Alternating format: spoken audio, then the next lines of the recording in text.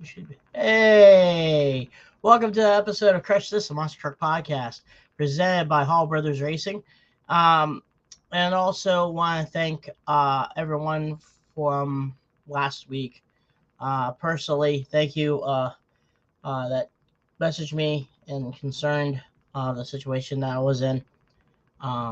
Everyone, thank you. It was a rough going, especially for someone that was selfish in the act of trying to better myself. Someone had to take advantage of what was going on. So if anyone saw my personal stuff on Facebook and stuff like that, once again, for everyone that has helped out, reached out, thank you.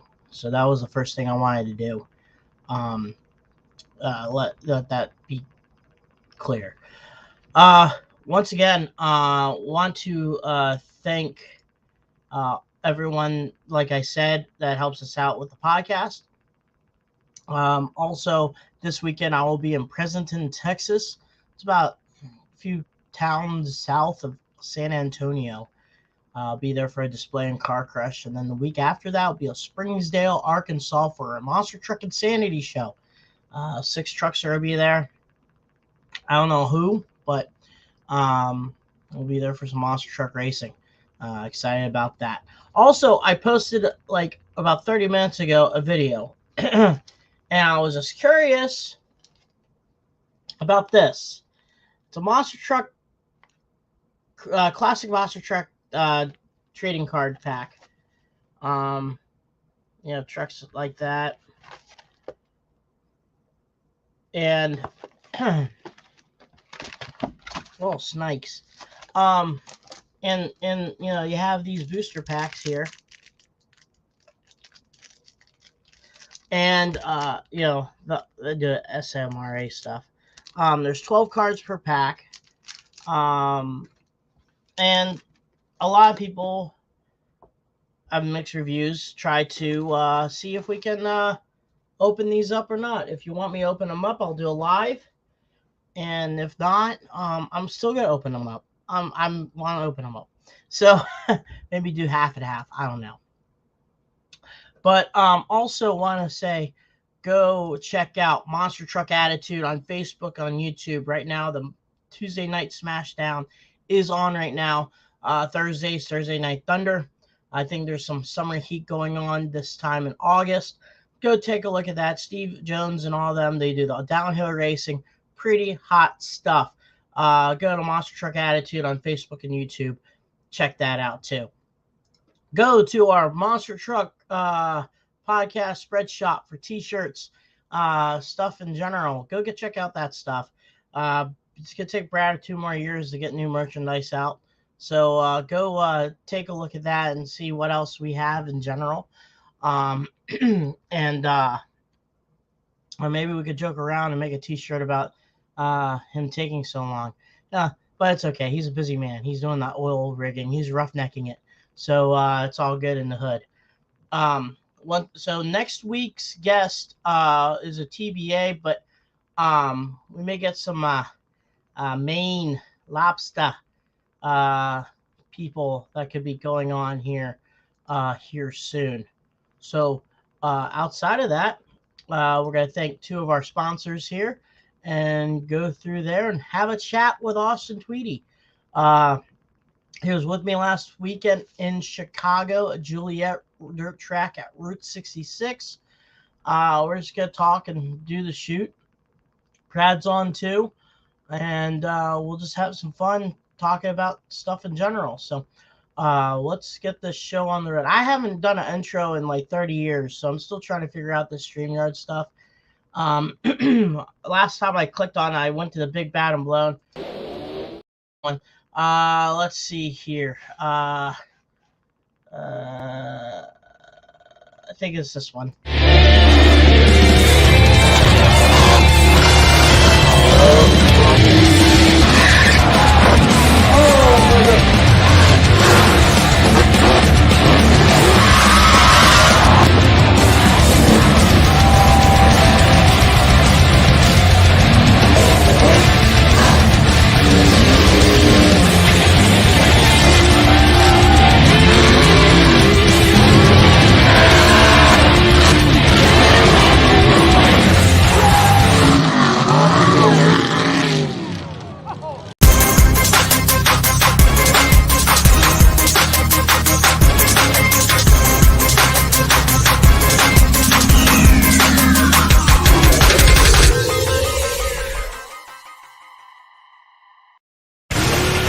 This isn't your typical motorsports podcast. You're listening to Crush This, a monster truck podcast presented by High Octane Coffee and J Concepts. A show where we take you inside the minds of your favorite drivers, past and present, of the monster truck industry. And now, your hosts, Brad Shaw and Dan Cheech. Buckle in. The show starts now. And welcome to a brand new episode of Crush This, a Monster Truck Podcast. My name is Brad Shaw, also known as the Monster Truck Conductor. In the intro, that was Mr. Dan Cheech Agash. And with us, we have I don't even know how many times you've been on the show, but driver of now Monster Patrol 30th anniversary, Mr. Austin Tweedy. Austin, how's it going, buddy? Hey, what's up, fellas? Thanks for having me on tonight. Well, I know we've had you on a part of the Throttle Out show. We had you and Harley on and me on an episode. We had you and your brother Cameron on an episode. Now it's just you. So, hey, let's get into it. You know, what a whirlwind year for you. You know, you've been busy driving multiple trucks. You know, started out the year in Boss Gator, and now you're in Monster Patrol 30. How's everything going this year, man? Man, it's been crazy, and being able to get just trying to get adjusted to two different chassis 1 year. Going all over the country. It seems like every damn weekend. But getting adjusted to the new chassis, it's been a challenge, but something I've been willing to, at least attempt to step up to the plate and take a good swing at it. Very different, very different. These two chassis are, nowhere close to being similar. So it's been a good challenge, and it's been kicking my butt some weekends, but I love it. You know, it's kind of crazy that you're driving two trucks that were both still teammates in the previous stable with J.R. McNeil and his team and stuff like that. And it was kind of interesting that you told me that, kind of both trucks are kind of different. I think they toured together when they were together as Boss Gator and not Boss Gator, Exterminator and I think FTI Torque. Mm-hmm. So I know they did, they stretched that truck. They did a bunch of new add-ons to that chassis itself. But let's go in the works here and take it back, because you were getting used to the Boss Gator and you're driving around tooting all that shit. And what got talked about with this 30th anniversary, and what got you, what pushed you to do that? I don't know what Triple B does as their standard. If you get asked by James or if you had the right to go, I'll stick to the Gator. But how did that come to work? And then we'll proceed to how you got a hold of Brad to do the design. So how did the steps go for you to get behind the wheel of, the anniversary edition Monster Patrol? This is I think this is a cool story. People may not find it interesting, but so let's flash back to Canfield last year. Okay, Canfield 2022. I filled in for my brother Cameron, and it was a blast. I had a really good weekend. I went to the finals racing, solid freestyle, and it was a blast. And we know with the Outlaw Drags, we try to stick to truck body. Sorry, we don't like to do the 3D stuff there. That's for another promoter, another promotional company, but there we do legit truck body. So coming into next year, Joey was like, dude, we need you back, want you back. You got to figure out something if you're going to drive Carolina Crush or whatever, but do something because we want you back. We want the team back. So the original plan, y'all, was that I was going to come into the year, going into the Outlaw Drags, driving Rampage. That was the original plan. And that we were also going to bring Boogie Van to the Outlaw Drags. That was supposed to be the wrap. It was supposed to be Rampage and Boogie Van. And then that plan ended up falling through. So now we're trying to figure out what we're going to do. I mean, it's like we're halfway through first quarter, and then we get hit up with this show to bring a Truck to Toughest tour in Grand Forks, North Dakota, which is a pretty big show. And we didn't know what to do because I was going to go there as Boss Gator. And then the venue came back and said, we don't want two alligator themed trucks here. We don't think that's going to work. May have done it in the past, but please bring something different. So James got the ball rolling and he just kind of surprised me just out of left field, because the original plan this year was to bring in someone else outside, apart from the team, like maybe like a former field driver to drive Monster Patrol 30th anniversary. And I don't really know what happened with that, but that ended up not going through either. So James just kind of hit me with it one day at the shop. He's like, "Here's the deal. Tommy's going to be Rampage. He had a pretty good first quarter. He got to know the truck, so he's going to be Rampage, and you're going to be Monster Patrol 30. And I also want you to drive the shit out of the truck." So I took that as a huge compliment, and obviously I had to get way out of my comfort zone. There's a lot of really good drivers able to represent Monster Patrol in the past, and if I'm being completely honest with you, if I'm being as transparent as possible, I really didn't know that I was the guy for the challenge. I had a lot of support from my teammates being able to get there, and wouldn't have been able to do this without them. Obviously, that sounds dumb to say, but lacked a lot of confidence going into Monster Patrol, if I'm being completely honest. So I got a great team. James has been super supportive throughout this entire process, and then and obviously catching up to everything now. It's been awesome. It's been great. Had success in Bloomsburg. That was a great show, and I guess we'll talk about that here in a minute. But even coming back to the debut of Monster Patrol 30, this guy up here, Bradshaw, I was talking with him when I was still driving Boss Gator. We were talking about the plans for Monster Patrol 30, and if I may, Brad, just let the world know, he came up with this design in like one night. It was absolutely incredible. I was laying in bed in the toter home. We were in Dothan, Alabama. I was like, dude, we got to have something that's modern. It pays tribute to Monster Patrol, but I mean, it's got to be something to set off, man. I want some gold in there. And he was like, man, I got you. And just came up with this design in one night. And, we were still working with the Boss Gator chassis at the time. It was never really the plan to swap chassis, but just the colors and everything ended up working. That's the one thing I was worried about. But Brad, you came through in the clutch, and I mean, I think everybody loved it. Didn't catch a lot of flack from a lot of people. Yeah, the body fit kind of weird on the chassis to start out, but it still worked, and I think everybody loved it. In designing it, Monster Patrol is a legendary name. I grew up watching it in the Penda series, and one of my favorite trucks of all time. And when Austin kind of told me about it and asked me to do it, I was like, pardon my French, I was like, holy shit.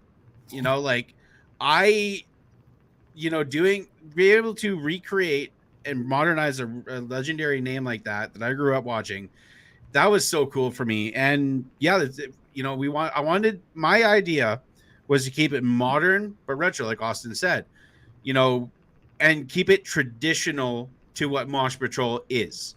You have on the OG truck, the I think it's like purple, blue, and green stripes are not that noticeable. They're very subtle. I didn't even know that they were on there. When you added them in, I was like, man, I don't know where those came from. Went back to look at some pictures, and you're right.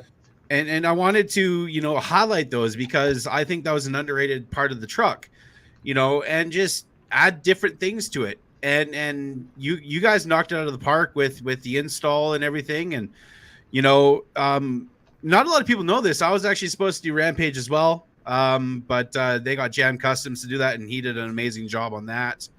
Yeah. But being able to still design a legendary name and have a good friend drive it, in all the trucks that I've designed, it's such an honor. And I was so nervous.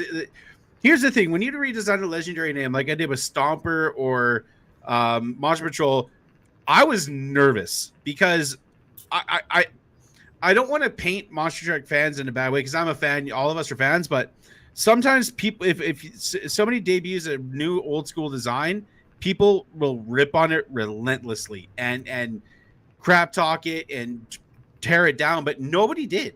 And that was my goal, because I wanted it as a fan, as a diehard fan, for people like myself to love it, and I think we nailed it. Yeah, that's pretty cool, and then the rollovers, though. Come on, man. Austin, come on, dude. Wait. Okay. both twice. I'm like, man, that fresh body. 5 minutes later. Something, man. I was very comfortable. I was very comfortable in that chassis, And I mean, when I tell y'all this, I mean, if you were here in the room with me, I can do the best I can on a webcam, but I can look y'all in the eye and say, in driving that truck, that chassis, that truck, until that show, had never even hiked up on me, not once.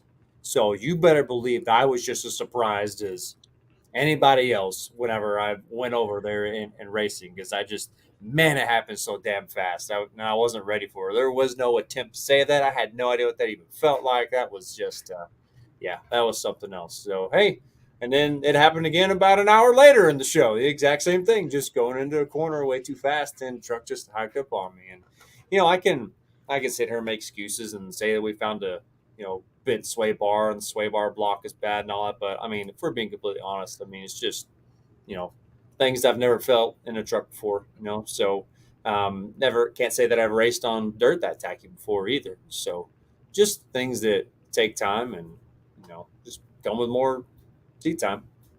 And then, before we continue on, I want to thank JB Skill Graphics for what they do, officially licensed by Bigfoot, Bad Habit, Obsessed.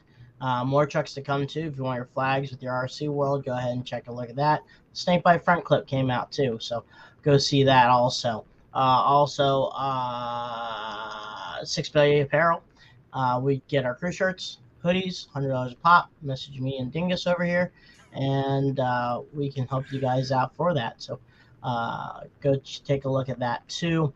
One more thing on J Concepts. There will be on work to do something cool here in the future, next couple weeks. So you can definitely thank us, new RC fans, if you guys want to get into that stuff. We got some help coming here from J Concepts. All right, back to the program.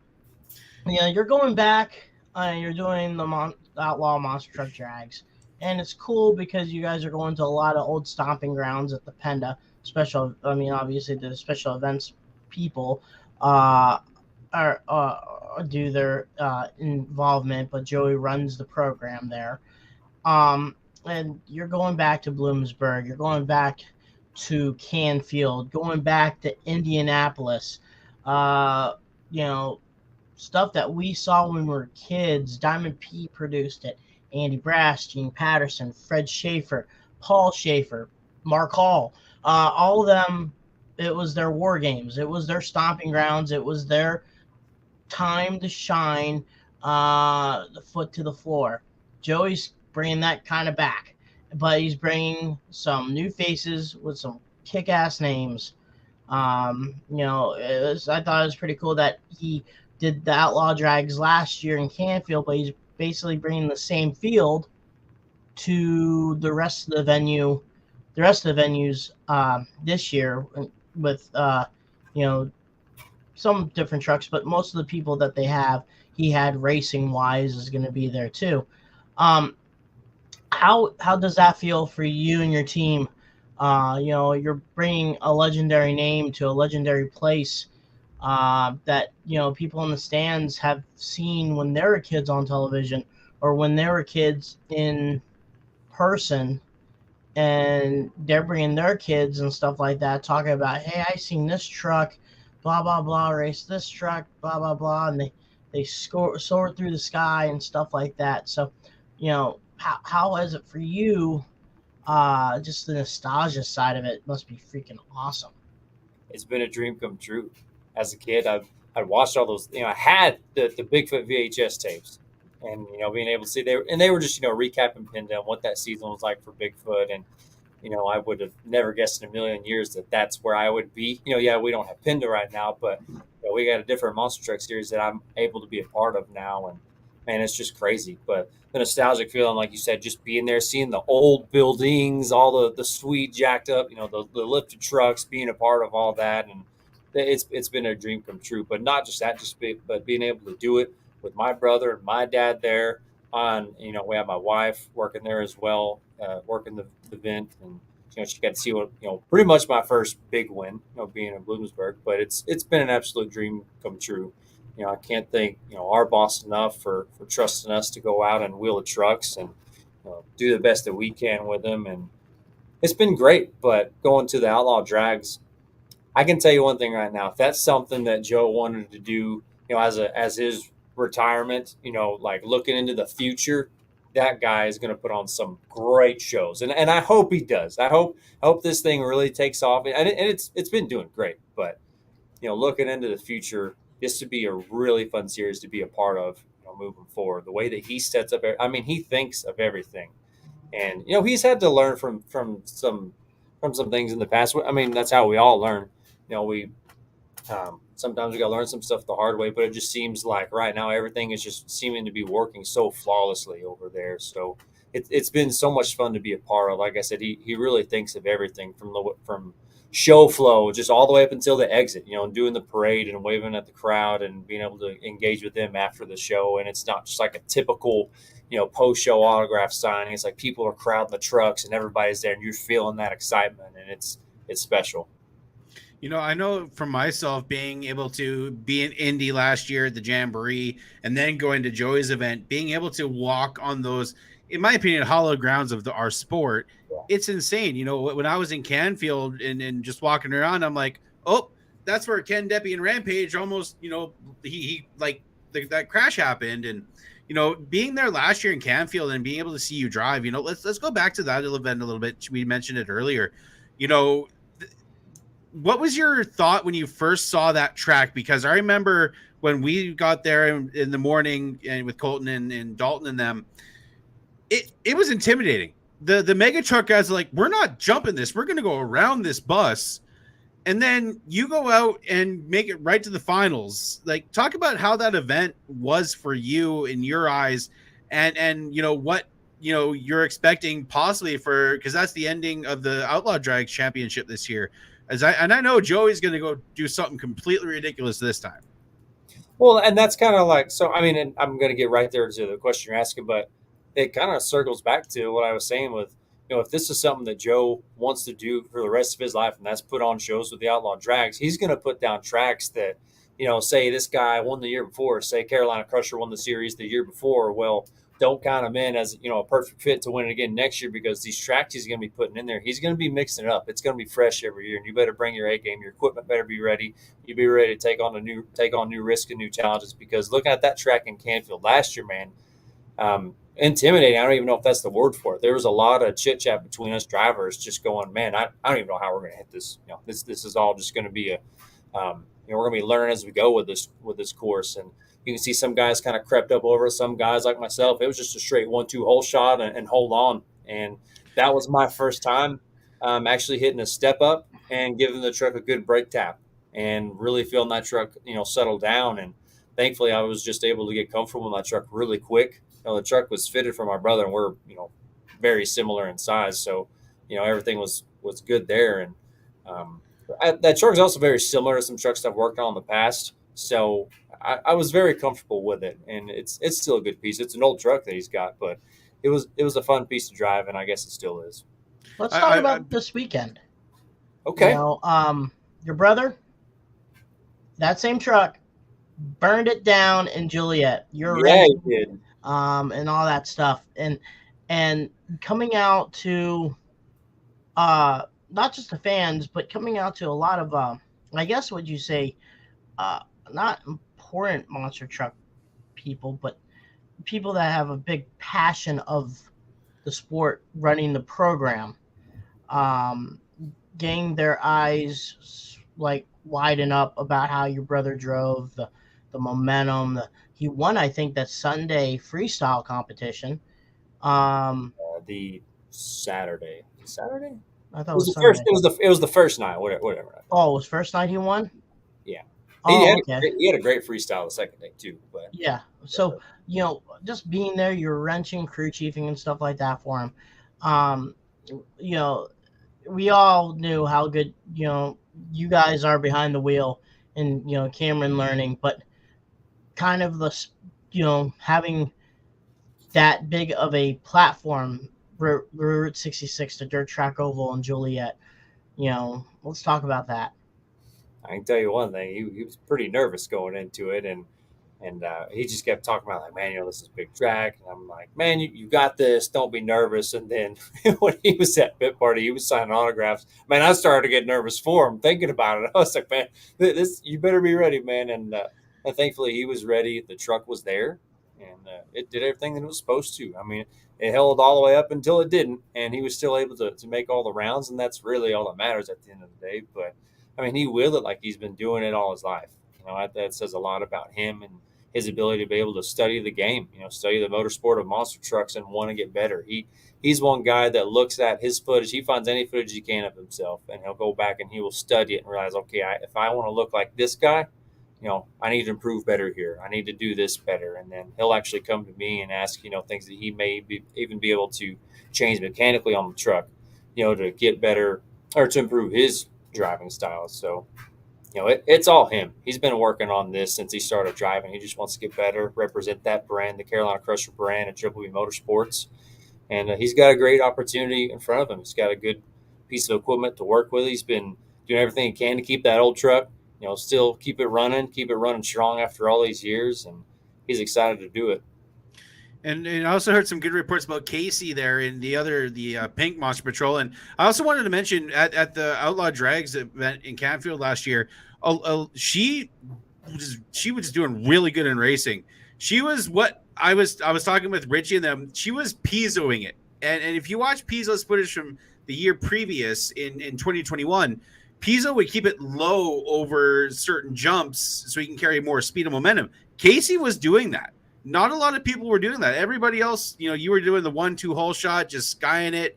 But she was getting into a flow during that event. But she had a good showing out in Route 66 as well. She seems like she's getting more comfortable in the truck every show. Talk about her progression in your guys' team and everything about that. Well, she's definitely a racer. She caught on very quickly and just learning how to drive a monster truck, but she caught on very quickly to racing and then how to be really good at that.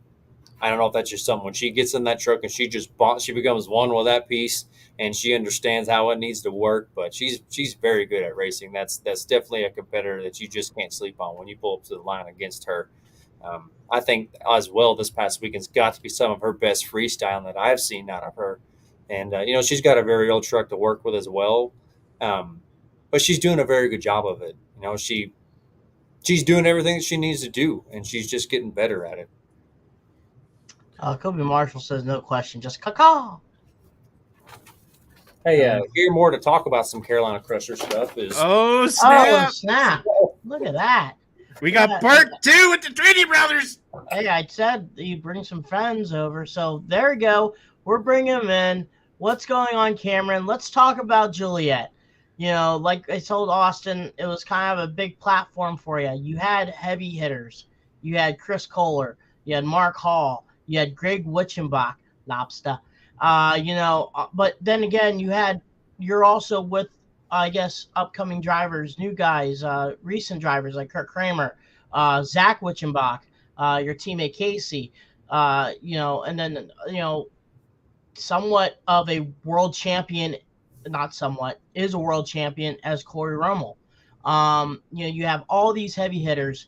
You have a big track, your monster truck throwdown, which is probably one of the best promotion companies, independent-wise, in the world. And you stepped up, you hit a bunch of dingers, and, talk about, how, and all the feedback that me and Brad got were all positive, and it's just like I could see you getting some phone calls saying, hey, we need Carolina Crusher at this show, especially over there in the throwdown world. But, man, talk about it. How was Juliet for you? Juliet was pretty wild. I go back a year ago. I made my throwdown debut in Grays Lake. It was a little over a year ago, like 370-something days. And I had some unfortunate events happen. I was pretty nervous going in, racing two-type champ, Jim Kohler, and I hit a turn tire, rookie mistake, and rolled, and the cage collapsed on me and broke a lot of stuff, and it was very disappointing. I didn't want to make my big debut like that. But it just took a year of hard work and studying, and I had another throwdown event in Dinwiddie this year, and my goal at the beginning of this year was just to get better and win a throwdown trophy. That was my big goal. And going to Dinwiddie, another stacked lineup, Mackie Waters Jr., the Robin boys, like it was a pretty big lineup, and I went to the finals against Fodders Jr.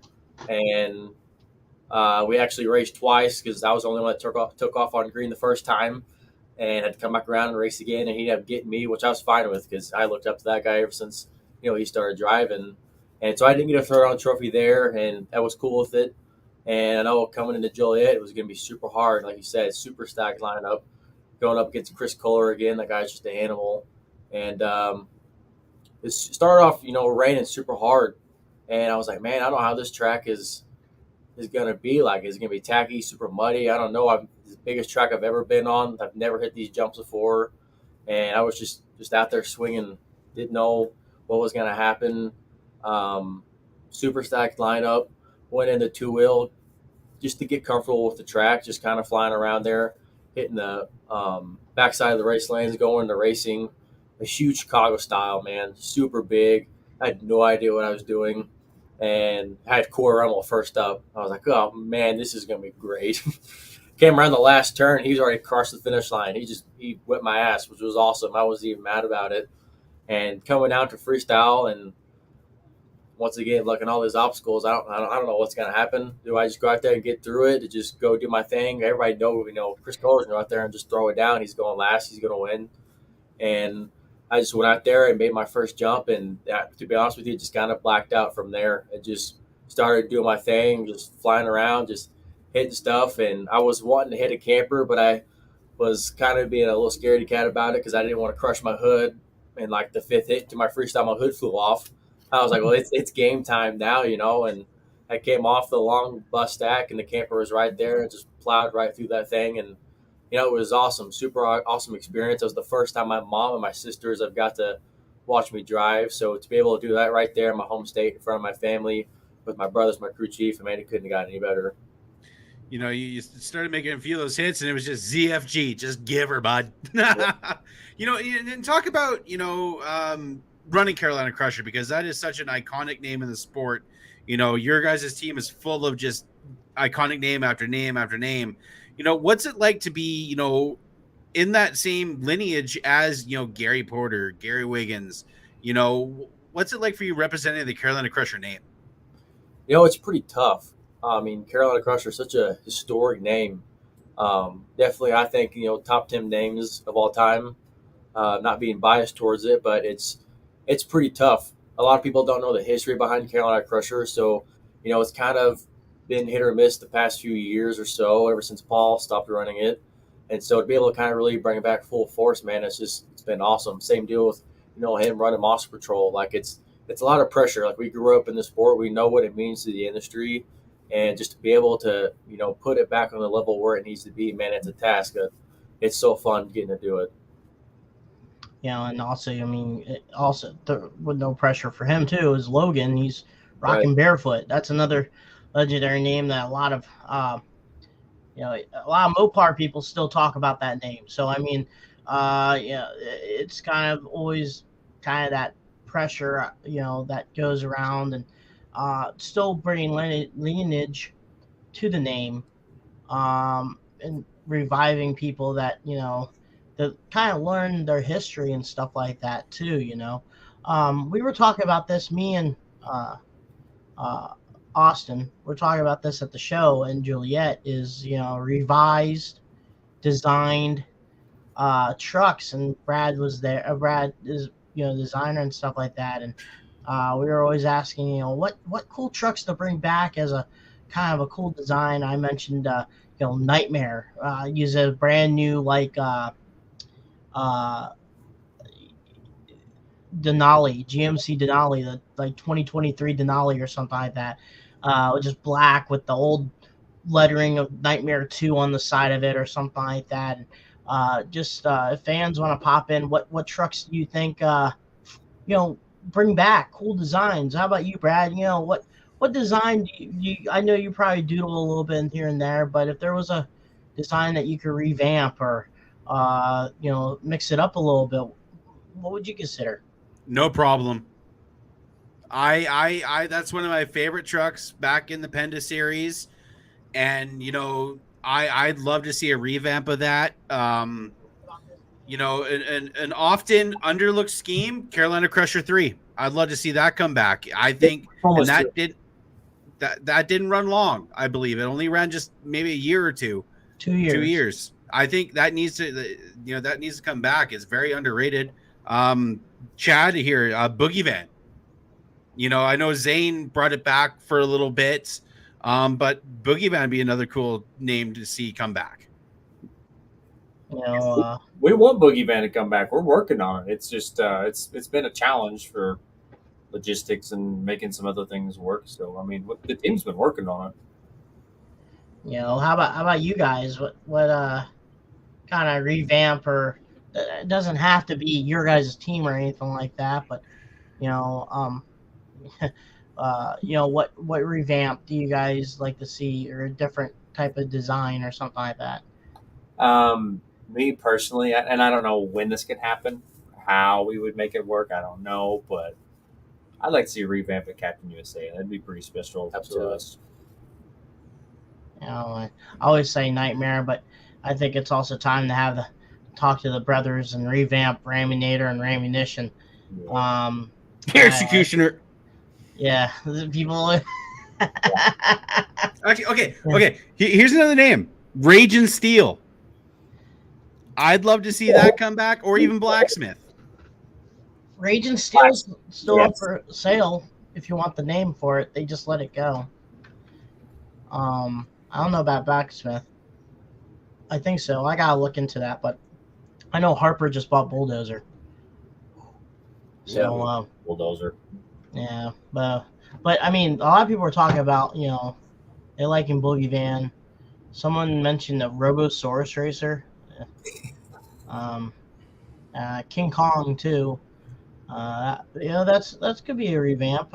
Hey, let me pick your brain on this. Let me see if you've heard the same thing or not. I was told that Monster Jam does not own the mold to Bulldozer, aka El Toro Loco. Is that true? No, they have it. It's over at B-Boats over here in Paxton. Okay. I'd be honest with you, I don't know if they own it now, but I know you can. So, like, they still have the rights to like the Blue Thunder F-250 body. Mm-hmm. You can buy that body. You can buy anybody. I think, if I was told, you can buy anybody there through Feld to use the body. I know if you want to use a Ram truck body that B-Boat has, you have to go through Hall Brothers too. Well, I was told that like Monster Jam or Feld themselves didn't own the mold, but like someone who works there did or something like that. That I don't know. That's why I was under the impression. Yeah, I know there's two different companies that deal with them. That's B-Boat over here in Paxton and Star, but I don't know who owns it or not. I just know that you can get the bodies also there. Yeah, I know Stone Crusher has F-250 body, stuff like that. If you drive by there in Paxton, you can see the Monster Mutt mold outside. Here's another. Okay, I'm very opinionated on this because it was the first Bigfoot truck I seen in person. But bring back, I think it was the 04 F-150 with the Cyclone paint job. Oh, the 100th anniversary. Yes, anniversary I saw that with Keith Sturgeon driving at a mud bog here in Grand Prairie, Alberta. I would love to see that come back, at least for a little bit. It was they hardly ran it, but that body style, I think no one really ran that body style besides Foot, if I'm correct on that. You think that they would bring it back and put it on a trophy truck body? If they did? See, I don't know. Okay, hot take. I'm tired of trophy truck bodies. I said it. Actually, that Cyclone body is the last body that ran a Feld event. Yeah, but trophy truck bodies are just overdone. I'm sorry, but it's just I'm tired of it. It's overdone, but budget-wise and logistic, I can't talk today. Logistic-wise, it's good for someone that doesn't have the money to buy a full truck. The off-road body truck bodies are cheaper because that's what the core guys or the off-road guys use. It's money. I mean, it was overdone when it first came out. Like, and I love seeing what I'd love to see. Complain also about Escalade bodies too. Oh, overdone too. How about standard F-150 bodies? See, hot take. Bigfoot just needs to put a bullnose F-150 on a race truck already, and I just mean, every single Monster Jam truck back in the 2010s that came out as a sponsor was either an Escalade or F-150. Yep. I mean, anything that was that, and I understand that the off-road body thing was pretty like happened so fast, but that's the way the cookie crumbles. If it becomes popular, everyone wants it. Somebody wants to keep rolling with the Escalade body. They got to do like the brand new Escalades, okay? yes, Step it up, because you realize the one that they're running now, like that anyone runs, it's like the mid 2000s version of it, or something like it's way old, right? And you know what they could have done also, the mix up stuff is they could have got a Chevy Silverado mold or a GMC pickup truck front clip and put it on so the cab from the Escalade back is the same thing as a Suburban, same thing as a GMC Tahoe, a Yukon. They're all the kind of the same deal. So just change a clip and it could be a different truck all along. They did do that with Air Force Afterburner for a little bit. They had the only GMC, did it for one season, first quarter, and they went back to the Escalade body. But that was such an underrated look. Another cool body. I'd love to see more Nissans and Toyota bodies. That'd be cool. Yeah, something like that. A Tundra or a Tacoma or something. I really like the newer ones, the newer Tundras. I think that make for a sweet truck. Yeah.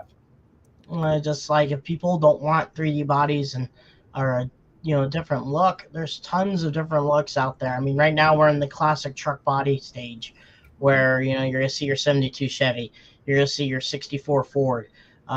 Me personally, I wouldn't mind seeing a first gen Ram. The type of deal. We've been trying to kind of push that.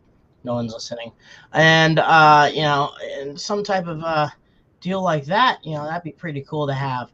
The newer trucks. I mean, we were talking earlier. I don't even know. I think outside of maybe Bad Company and Monster Patrol, I think that's the newest Chevy bodies are out. Yeah. I don't even think they have anything up to date. I don't even think anyone rocking. I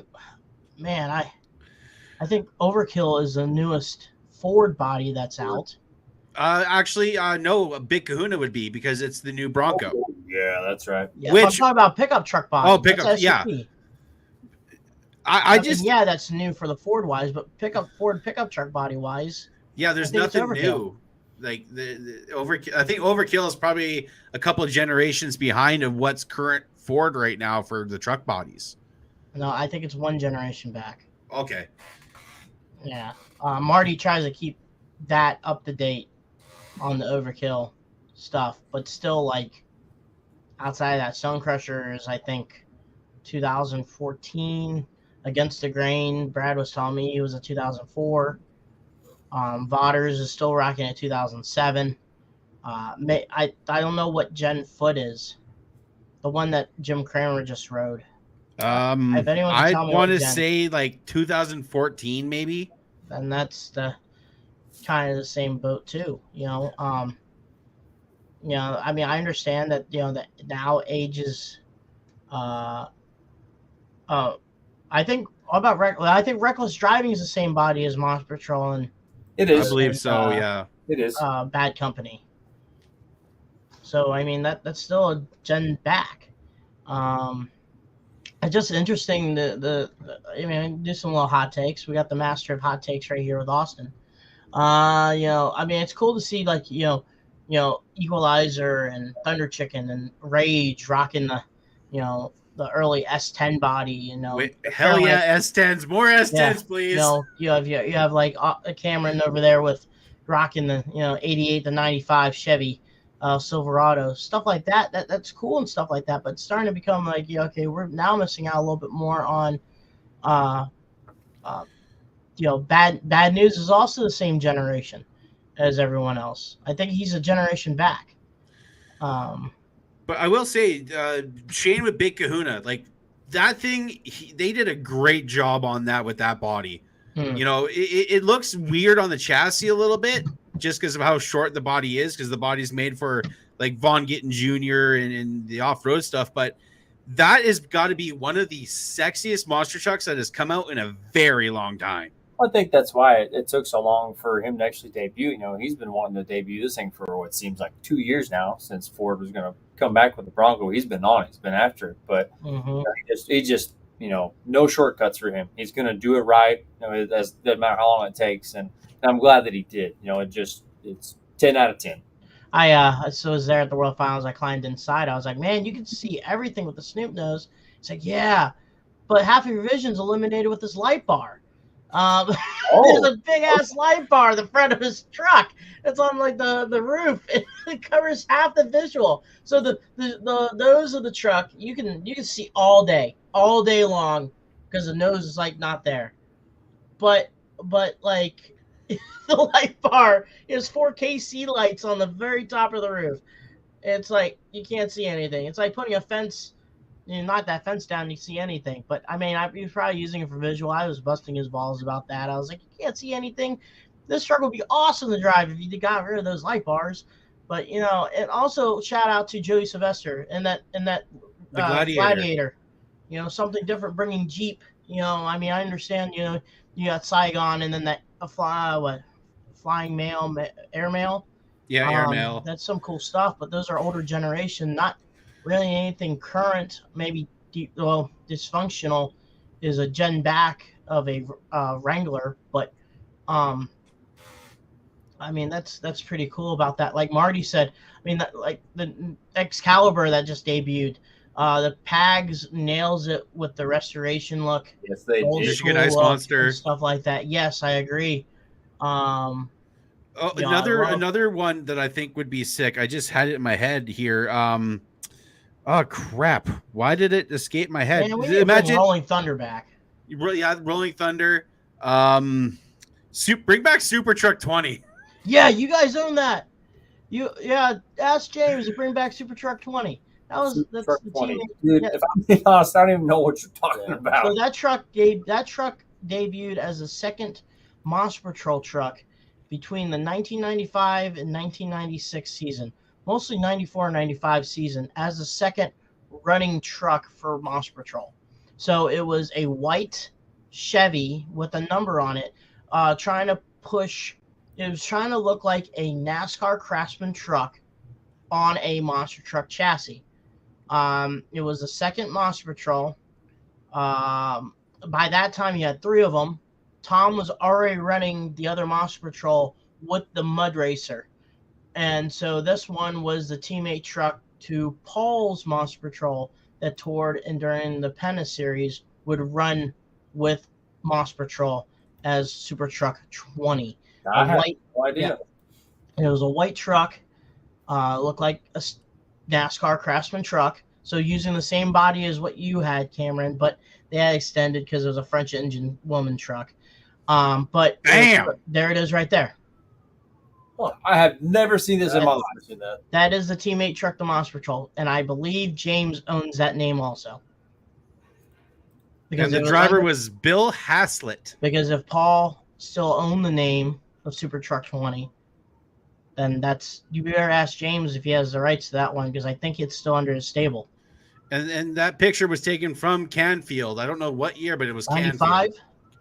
Canfield. It doesn't say, but yeah, it was Canfield, and that was a very another truck that I think would look sick as a remake.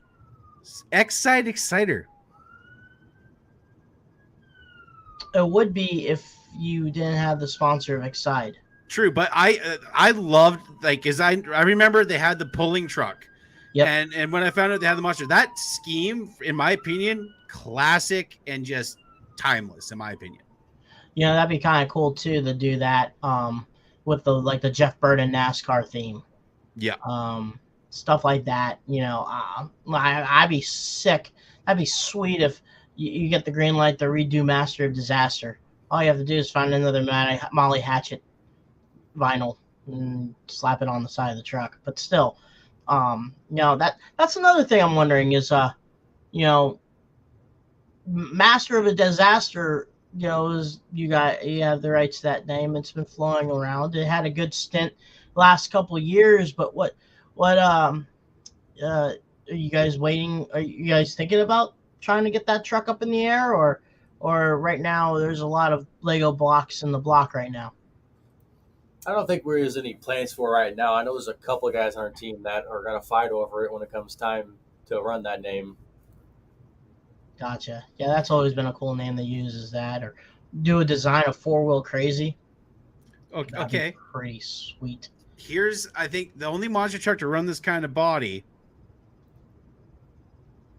What the hell is that? That is a Holden Ute from Australia. Hell yes. Huh. I would do that in a heartbeat, dude. Like, Utes are so insane. They are. Some guy talked about they spent a lot of money bringing a Ute to the United States, but all it is you basically buy the guts and the skeleton of the car, and you just put that. You take the G8 off and you put that on top of the chassis, and then boom, there it is. Yeah, You know, I saw one of those here at one point, but I like bodies that are unique, that are just different. Yeah, I kind of like that too. The El Camino has always been a popular body. Aces High, Shell Camino, Bro Camino. The kind of the classic car look, like with Avenger and Gas Monkey. There's all sorts of different things. Like I be honest with you, I don't know what year vehicle it is, but the crop top old school truck that's called Monkey Business. The borders that run. If anyone takes a look at that truck on the Full Throttle Tour, that actually is a good looking truck. It's just no one ever talks about it, which is I wish people did, because it's a outstanding looking truck, and it's unique. Obviously and it's all sorts of unique trucks, and it's pretty cool to see and stuff like that. And me and Austin would talk about that, Juliet, about it'd be cool to bring back and see what themes and stuff like that, and in general, remember one of my friends, he said, I want a Studebaker. I was like, all right, cool, some type of deal, but and I posted on our social media today about Joey posted about Allen and stuff like that, and that's kind of a topic that they were talking about the promoters and the low-balling company drivers and stuff like that. I normally we do a Q&A and stuff like that, but I think that's kind of a hot topic to talk about. You have those guys, and I don't know who was he directing it to, but my take is you have teams that are trying to showcase themselves, so they're going to take any money they can, and they'll low cut a promoter. Well, the promoter is just going to get used to that and assume that every team out there is going to act like this is how much that these trucks are worth, and they're not. We a lot of teams have put a lot of history, a lot of proof to the name, and the thing is you get what you pay for. But there's some people that are out there that you get a little bit more than what they pay for. It hurts them economy wise to a point where 5 or 6 years later they're selling their stuff on racing junk because they can't keep up with what they're driving with. Or then they talk about, I can't get a sponsor deal, or I can't get this and that. And it's like, you gotta show what you can do for them, not that they can do for you. They're the ones that are bringing backing in. You're not. You gotta prove to a company XYZ that you can do this for them. Well, when Joey made that post, immediately my mind goes to a certain individual. I'm not gonna name drop. That's not what we're doing here. But I got to thinking about this individual that does that, and like maybe their intentions are good. Maybe their intentions are that I need work for myself, trying to get my brand out there, trying to get my truck. out and sell some merch, just get more drive, more seat time, whatever. But what that team or what that person is not considering, because they're thinking it's just business, right? It's just business. Contractors doing it every, construction contractors do it every day. They'll underbid other people, undercut other companies to try to get in there, and maybe they do good work, whatever. But they're not thinking that in our sport is still it's still such a niche market. Okay, we're not NASCAR. Okay, we're not stadium super trucks. We're not, we're not Major League Baseball. We're not the NFL. So when you do stuff like that and you put a bad program out there, it really hurts our industry as a whole. In monster trucks, we almost like to say sometimes that bad press is good. Because it's good that our name, the word monster truck or the motorsport of monster trucks is being mentioned, but these guys aren't considering though that you take a family of 5 out to an event, small event, and they're seeing these trucks that go out there that are subpar and they're undercutting these other guys that come in with better equipment. That hurts the returning crowd next year. You're strictly only counting on new fans to show up, and then when 500 people are showing up, and next year's 300 people, and you can't keep doing that. It kills a promotion company. So it is a shame that guys do that, and it hurts our sport. And maybe we'd all just start sticking together and looking after ourselves, and we can start doing away with that stuff. And I'm grateful. I'm super glad that Alan and his team, they're all right. Don't know about their equipment, if he's going to be out, on the track anytime soon or not. I've not heard anything about that, but he's going to be driving the ride truck Wednesday at some fair in Tennessee. Good. So.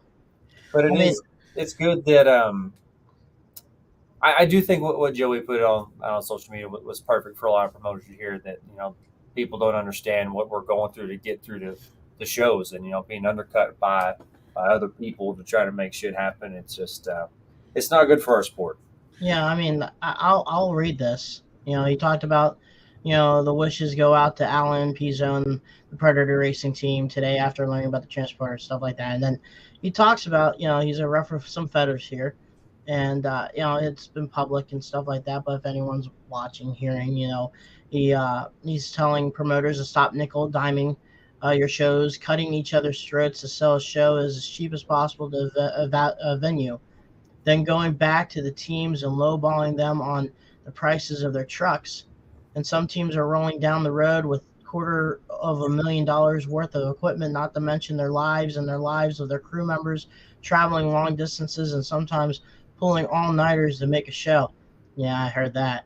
Prices of your shows are available often fair price to the team, instead of cutting corners, selling a crap show just to book a venue and outbid the next guy. Pay the teams what they ask for, or get out of the business. And he talked about race teams stop letting promoters kick you around and stuff like that. But it's on our Facebook page if you want to take a look at it. But also, it like we said, teams sometimes go, yeah, I'll run the truck by such and such and such and such, and and then they get upset when teams, having names like Raminator, USA One, Bigfoot, stuff like that they ask for this and much money because they think so and so will take that, and we're the ones going, this is how much our team is, and how much it's worth. And then they get upset about it, saying, well, I can go get what's his face for half the price. Yeah. Do it. Go do it. You gotta protect the identity of what we have. Like I told Brad, you have Edmonton as a hockey program. You can find as good players for a cheap amount of money, but then the players will know how much they're worth, and then they're gonna ask for more. And if you don't hash out more money, then you're not going to get the player. And someone else on the hockey team, somewhere in the NHL, is going to be like, well, I have the money for you, bud. Come join my team. All right. And then come about it. You know what I mean? And we all have to admit that in the monster truck world, we don't get paid as much as NASCAR or NHRA or, anything professional wise, World of Outlaws, stuff like that, because of the situation. As of right now, us three, in the monster truck world, sorry, Brad, you know, we live comfortably. I can say that. You guys can say that, and we're good with that. You know, we have owners that take care of us as employees, and we are all lucky enough about that. But there's a lot of guys that are like, hey, you want to work on my team? I'm only going to be able to pay you $500 per show. Yeah. And then you have that situation where it's like, okay, our show got canceled, and the next show is going to be in 3 weeks. Okay. I won't be able to pay for you then, but I'll pay you when the time comes. No, Like, there's something about like newer guys starting out, and they want to hustle. You know, they want to grind and they want to get after it. You know, and that's if that's the path that they've fallen for a little bit. I mean, that's one thing. You know, but mm, you know, for other teams out there, you know, just low pay, not being able to take care of their guys. I mean, that's, you know, why even do it at that point? You know, it's I heard stories about people doing that stuff. I have heard stories about, you know, even doing shows and they still haven't got paid. You know what I mean? Because the owner has to pay the other person that they bought the truck from. They owe them money for that truck. You know, and they don't have the money to have someone go ahead and do that stuff. And that's you know, uh, and the sad thing is there's a lot of rotten eggs in the basket of what we into that's a problem, you know, and but there's no way to control it. You know that the you know people could. I saw a video about the monster trucks with a Z. You know how they do their ticket prices, where if you buy a ticket within a few months before the program, it's like $12, 10 or $12, but during showtime, it's $75. yeah. That's a business what they do for concerts and stuff like that. If you want to go see a concert that soon, okay. You know, and then you know, yeah, people once again have a catch-22 because they paid this much money for a show, and they assume the show is gonna be like another promoter that does stadiums or arenas, and pay about 20 or $30 less than that, and you get mediocre, terrible trucks breaking down after the second hit type program. Which again does what? Hurts our industry. Yes. I, I want to interject here a little bit. You know, when you guys are talking about, you know, the teams taking care of the drivers, you know, when you see a team, you know, offering $500 a show and, you know, lowballing, you know, when let's say you're an outsider wanting to get in the business and you see that as your opportunity.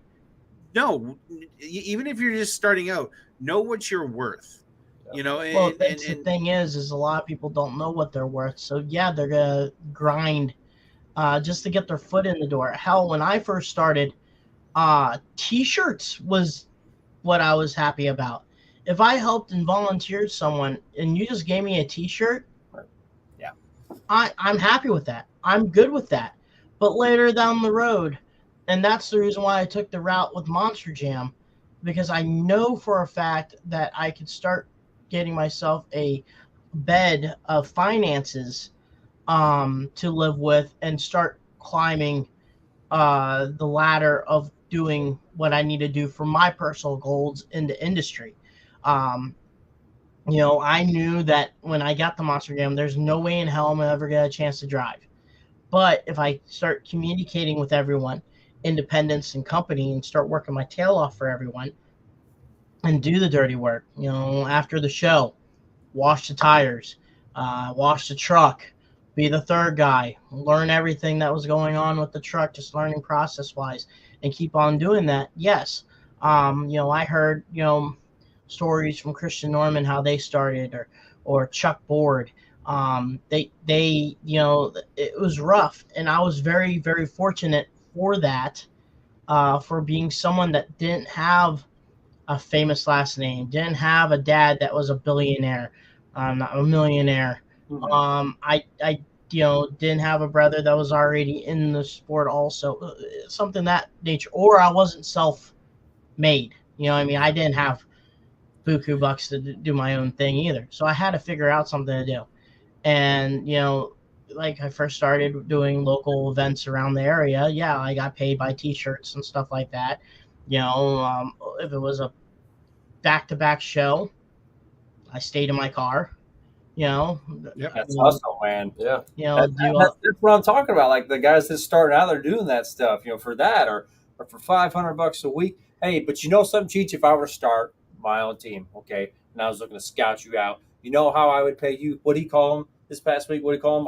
RHDs? RHDs? I would pay rolling you. hot dogs. Yeah. Yeah, and the Lowe's truck stop. I had that for dinner after Juliet, some RHDs. And we stopped at the fuel aisle, parked there, and went ahead and grabbed some RHDs on the road. That's BJ's favorite lunch and dinner right there is a roller dog and a bladder buster. Yep. It came about doing that, and then you get to start ball and rolling because then other people start realizing, okay, you work for Monster Jam, and you could start, I guess, getting a little more in the budget for yourself. But then you have to prove yourself to the independents that can handle that. And for me, it took a step back. I didn't work out with Jerry and stuff, but I started with a certain amount of pay with Hall Brothers, but I worked up to a way where I'm not complaining about it whatsoever. I was very, very fortunate, though, to deal with 3 companies that both had insurance. That's something that a lot of teams still do today is no insurance and you get paid under the table. Just to have help and stuff like that. But the thing is for monster truck people that want to get into it, learn about their backing. Learn what feeds the machine of monster trucks. Jerry has a construction crew. Jamie Gardner has a towing service. All that stuff can help you. James has a towing service, and a lot of it. He's an entrepreneur. He has a bunch of other stuff. People may not know he owns a race team and a tractor pulling team. A bunch of other stuff that people may not know about, but he has the finances to cover everything that goes on. The names is a big deal because, with us, you have to cover insurance, traveling. He's paying for, crew guys. And then people would complain about, hey, why am I spending this much money for this guy and this guy? Well, if you can go find a husband and wife, a boyfriend or girlfriend, or a brother team that all they are, they're themselves and the truck, and they can do what they need to do, so be it. That's perfectly fine, but don't ridicule someone that's trying to make a decent business out of it. Right. Hey, if you want a good story, and I don't mean for tonight, I'm talking about for another time. This may be like a poll that you need to put on your story on social media is to get this guest on your show. You need to get Tommy Verlone on this show, and this is why. You want to talk about humble beginnings, being able to get into the industry and look at where this guy is at right now in his career and how quickly he has progressed as a driver and a crew guy. You need to get him on your show and listen to his story, man. Who is it? Tommy, the driver of Rampage. Okay. You need to get him on the show and listen to him. Let him open up. But here's the thing. You're going to have to really pry at him because that guy does not like to talk at all. But he has got a great story. And watching him progress as a driver and a crew guy, and we're glad he's on our team, man. Yeah, it'd be hard to beat in the future. I mean, he is right now, but be looking out for him and try to get him on here. See if you can start a poll on your social media. See if you can get him to come on here, and maybe we'll throw some peer pressure his way. Yeah, and someone also mentioned saying, "What about an industry standard, a program to protect each team?" Kind of like the Players Association in the NFL. Yeah, something like that, I think. NHRA has the I think it's PRO, the Professional Racers Organization. They've had that for decades, and having something like that would be awesome. Or even include it integrated into like the a NCRA. union? I don't think it's a union. It's just it's kind of like what NASCAR has something similar. It's just to protect people more. I guess I wouldn't call it a union per se. I know, because see, when you say union, that's going to scare off a lot of people like myself. Yeah. Stuff like that. Hey, I'll say this: where I live in the oil field, if there's a union starting, that drives businesses away. Trust me, a company that my dad worked for, people would and this is how serious it got. People would wait at the fuel stops, like here in Canada, we have UFA or Petropass or Flying J's. People would wait there with brochures to try to get unions to start in these oil field companies. That's driven multiple companies away from this area, and that's out of happened business with like forever. wrestling. No one does a union for wrestling. I know Ventura tried to do that, and Hulk Hogan nipped down the butt. I understand he was a big ticket back then, but try to do individual. I just don't see it. If you considered a union, I don't see it working. Yeah. But if you have it protecting the teams, independent wise, where or how, that be the question. Because I mean, the promoters that we deal with, they treat us all good. We can't have a complaint about that. But I've heard stories about how, they, a lot, like, they try to do shows and they never got paid. No, they don't come back again. But, still hearing those scary stories about, driving so many miles. And, that's why they are afraid of, that's why monster trucks are still regional. That's something that's different throughout. That's not what you see today, I guess.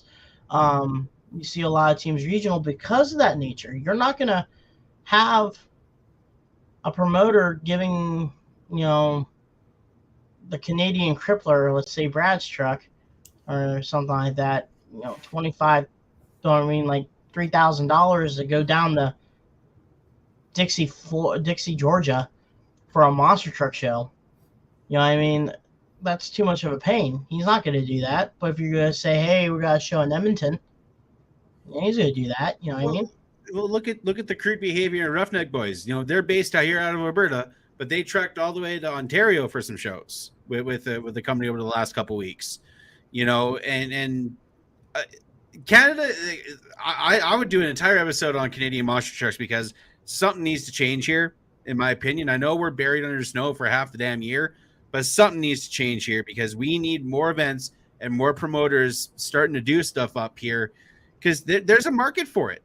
Like, there seriously is a market for it up here, especially Alberta, Saskatchewan, BC. I know Bill Payne does a lot of stuff down in BC around the Penticton, Kelowna area, but it's a huge market here. Like, the Monster Jam shows that I went to at the arena in Edmonton sold out each show. I believe packed houses. When Elliott does the show in Edmonton at Rad Torque Raceway, sold out every single show.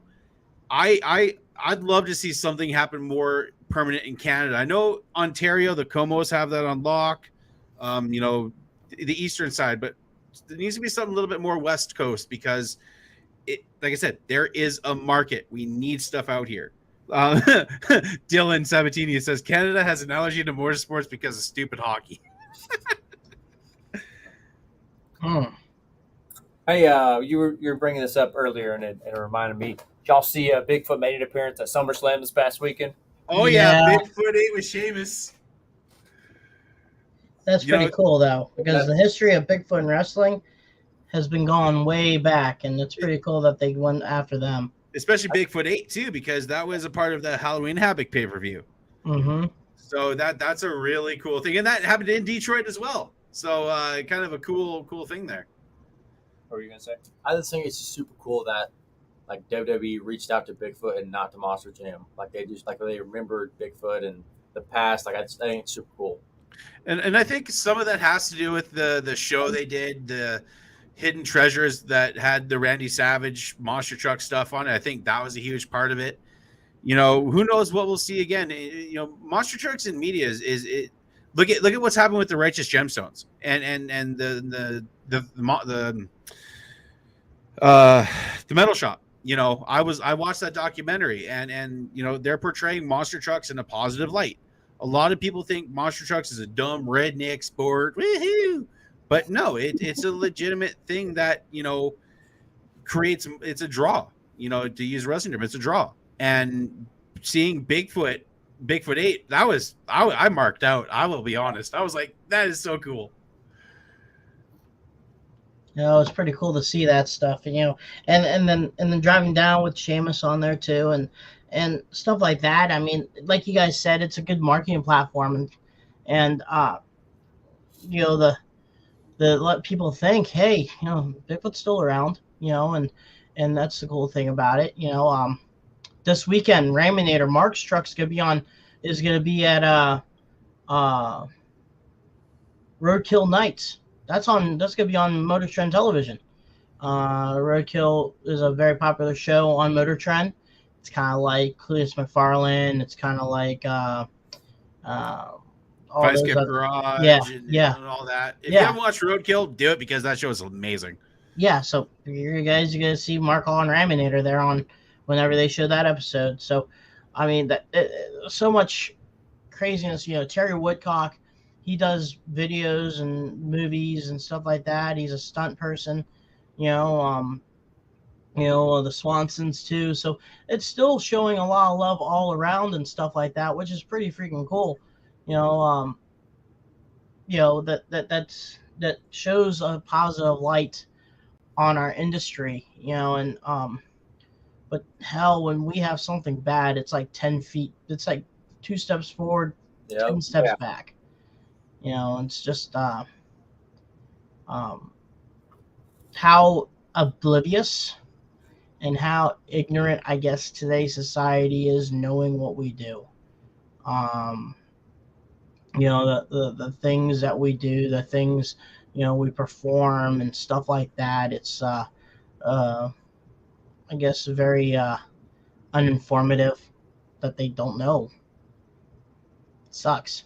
Yeah. But you know, um, is what it is. Some people are asking. Let's throw it out here, Austin.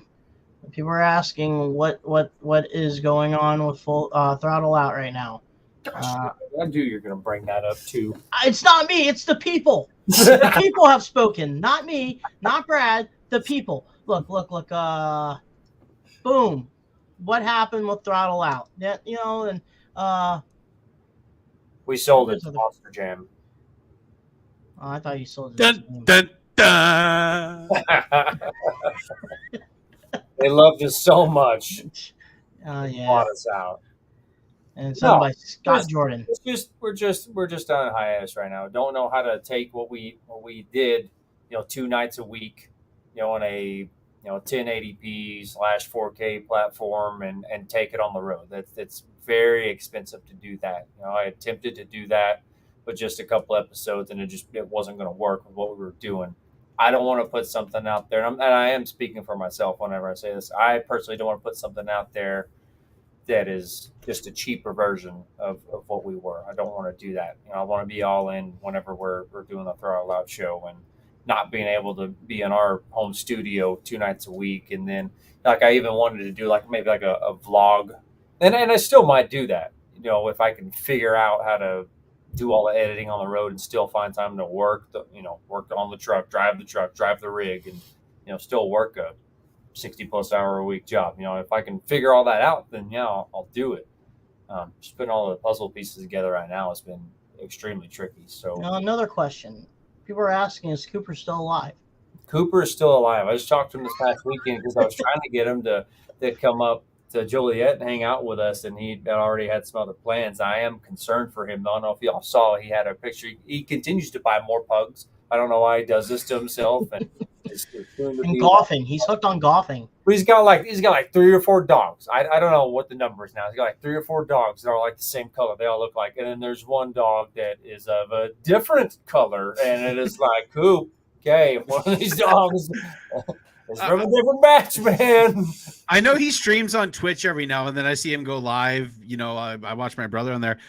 Another thing I wanted to quickly bring up, Austin, that onboard video of you in Bloomsburg, you were jacked, my friend. You were like, I don't know what you were on at that time, brother, but damn, you were excited. I got to tell you something, dude. We were working all damn day on Rampage trying to get it just showtime ready. I don't think I had a moment to just sit down and eat or drink anything. But let me tell you something. I've been, it's Bloomsburg, and it is show day. It wasn't qualifying. It wasn't, the whatever you want to call it. But it was the real show day, and just those nerves been building in my head all day. I had the stress of working on the truck. Are we going to make it back in time? And we finally get lined up. We get, you know, in our spots, and Joey's leading the way, and I'm out right behind him, and then cue Blind by Korn. Oh my gosh. Dude. You heard me going crazy. That's because that song was just starting. And when as soon as you hear that ride cymbal, you know it's go time. Yes. Na-na-na-na. Right as Jonathan David says, "Are you ready?" is when we all go blasting off. And it was at the moment, I was like, I can't contain myself. It's just, I'm about to blow up right now. And I did. And I didn't even know there's a camera in the truck with me. That was 100% unscripted. That was just me being me in the moment. Oh, I love that video. I love that, man. Like, that just shows pure emotion that you love this stuff, man. Like, that should be an intro to something, in my opinion. It was a bunch of nerves built up, but it wasn't like I was scared or anything like that. I was just, like I said, just living in the moment, and it was so pure. It was so awesome that day. And then obviously the end result was, you know, just something out of a movie. It was really an awesome day. So yeah, that video is probably gonna be played for a long time, and that was not planned at all. Speaking of which, Camden, do you have a go-to song you've listened to before you get behind the wheel? Last year it was "Party in the USA" by Miley Cyrus. Facts too. Yeah, I witnessed this. it's very true. But this year, nothing really. I've kind of got rid of that. What do you want to call that? Yeah, but like you and me, we've been kind of into like the whole wrestling thing this year. Yeah, I listened to Cody Rhodes' theme song and Roman Reigns' theme song. I listen to those two all the time. Oh my gosh, I listen to The Rocks. Oh yeah, for sure, for sure. I listen to The Rocks, like and that gets me going. And then I don't know where the next song I play that just gets in my head is "Back to Back" by Drake. Yeah, Okay. Yeah. I just, oh man. But if No, we're being honest, though, will there ever be one song that hits any harder, gets your blood pumping like "The Game" by Motorhead? Yes. I beg to differ, good friends. I beg to differ. Yeah. That's good, but I can't feel it. That it has to either be if I go with The Game or "Fuel" by Metallica. Okay. That just Respect. just those three lines. Give me fuel, give me fire, and give me what I desire, and then boom, do. That, yeah. And then here's the song I would choose if I were to drive for the first time and I needed a song to amp me up. "Animals" by Nickelback. What? Nickelback doesn't suck, okay? yeah, but I'm talking about like prepping. I would listen to Nickelback while I'm like changing and stuff. That'd be my pump up song. I love that song, man. Austin's like, I don't know who you are anymore, bro. It's okay. It's okay. Sometimes we'll have our special moments. Let's see here. I think some of the best, like, one we talked about last year, Seth Rollins' theme song was something, not the one with the dip, but the Seth freaking Rollins one. Oh, with the drum beat, the burn it down. When you say "burn it down," that or Sami Zayn or Becky Lynch, kind of that steampunk type deal gets me kind of going too. And then if we're working out though, I play Brock Lesnar's song a lot. And I just got a mental image of you in the gym doing the Brock Lesnar like. I do that before I start lifting, before I start doing like curls and stuff like that. I do the little hop thing. I don't know why. Oh my god! And then I don't do the thing. I just do the thing, and that's about it. Actually, I'm gonna change it from Animals from Nickelback. I'd go "Demolisher" by Slaughter to Prevail. You're just gonna keep on naming songs until we get okay from us. Okay. No, it's just I'd want some, like, I listen to a lot, like, before I play drums at church, I listen to the heaviest stuff in the world to get me psyched. So I probably listen to the same stuff. You know, I'm getting all these songs. These are going to become a playlist. Like someone's saying AC/DC, Whiplash by Metallica, World War III by KMFDM.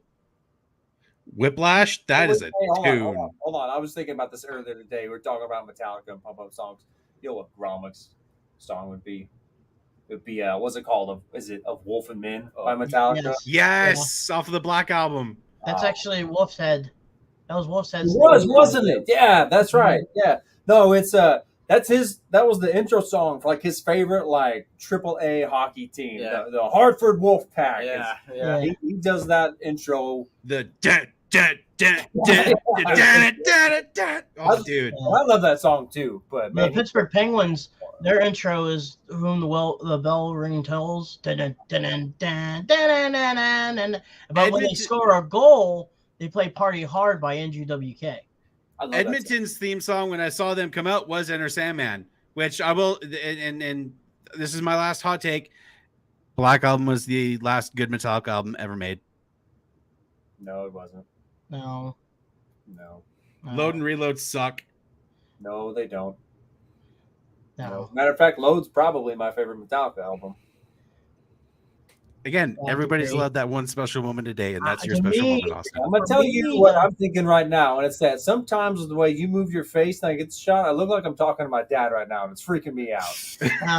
I think the one album that came out from Metallica back in 2017. It's freaking me out right now. We're in the USA One night. Like it's so weird. For me, the last good Metallica album was the one that they had back in like 2017. That had Hardwired. Hardwire. Good one. I thought that was their last. I haven't heard this new one out, but I think Hardwire was good. Man, they got some Duhas. Now, Austin, now that you said that, all I want to do is get a USA One crew shirt or a fire suit and like fill in for your dad doing like pit party or something because of that comment you made. For Halloween. For Halloween, I could be Rodney Tweedy. I could be Hot Rod for Halloween. Austin was Rodney Tweedy for 1 year. Bradshaw, say that's awesome. That's awesome. There we go. Oh my God, there's a lot of good albums going on. A lot of people are feedbacking on what they want to hear as music wise. Like, okay, so let's go with this then. Since we're on a little bit of a hot take, the best monster truck theme song, and we can split it too, Independent and Monster Jam, because there's different ones. Because like for instance, Monster Jam, Mark is Mental Health by Quiet Riot, but at independent shows, he's either Back on Black or Electric Gypsy from LA Guns. And, let me talk to you. That or Back in Black by AC/DC. So you have to go between the two. Okay, because I'm going to mess this all up for everybody right here. Would we even have, would we even have intro songs for monster trucks if it weren't for Gravedigger and Bad to the Bone? Now, here's a hot take. I don't think we would. Here's a hot take. You know, Bad to the Bone wasn't originally Gravedigger's theme song. No, I didn't. In TNT, it was Bigfoot. What? You listen to Memphis 1989 TNT Monster Truck Show. They had theme songs in the background, like Born in the USA for USA 1. When Bigfoot came out, was Bad to the Bone. I didn't know that. That makes Bigfoot sense. 4, Andy Brass. Bigfoot it came out in Memphis of 1989's TNT Monster Truck program. And Gravedigger was something else. I think it was I wouldn't even know because I thought that's what it always was. I remember like watching Monster Jam and Dennis talking about how like that's his song, like this is my jam. Well, later on, like they played it during the 90s and stuff like that, but originally the theme song wasn't that. But yeah, later on it grew. But theme songs happened a lot back in the day. Like only a few trucks had theme songs. For instance, USA 1 was Born in the USA. Dun, dun, dun, dun, dun, dun. And then Bad to the Bone for Gravedigger. And then, but yeah, you're right. I mean, I'm just saying without, today's standards of theme songs, Gravedigger was the one that kind of put it on the map. But just want a little kind of side note, little gem that, Did you know, fun fact, that back in the day when my dad, I can't remember if he was driving Captain USA, if he was still driving Boogie Band, his intro was Sexy Boy by Shawn Michaels. Oh, God. Nice. But I mean, so yeah, let's just say that right now. For me, I think for my favorite theme song right now that I listen to of any truck is probably Wild Side. I just think that's a cool beginning intro, and it's Motley Crue. It's pretty cool. Obviously, any truck with Kickstart My Heart. You know that I always thought one song that was underrated for a Monster Jam truck.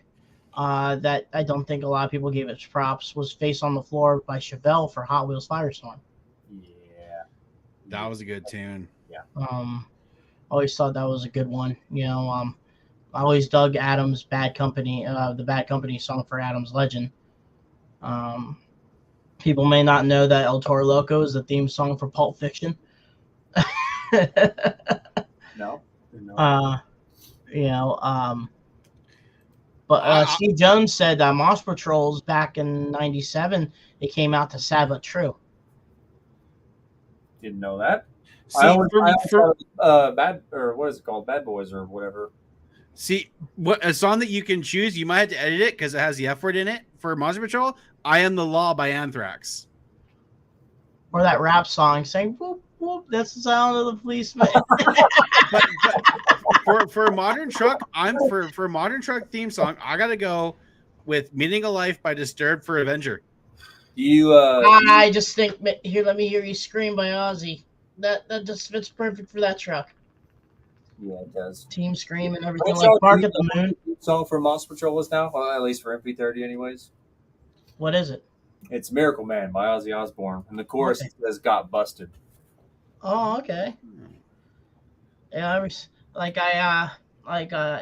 asked for my theme song for In the Sanity Tour, You Gotta Fight for Your Right to Party by Beastie Boys. But there's a line that says, your mom threw away your best porno mag. I thought they're meaning busted. No, that's the porno mag that he had that got thrown away. It's called Busted.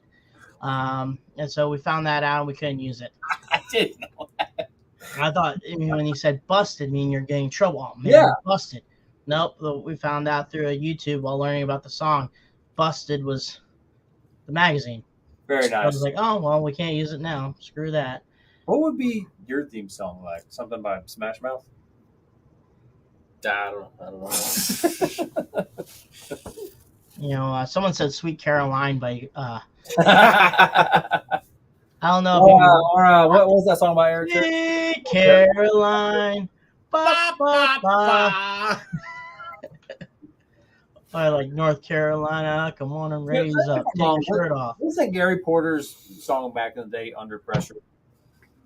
Back in the Saddle Again. Back in the Saddle. Aerosmith. Yeah. I'm back in the saddle again. That was Got Me Under Pressure by Season Top.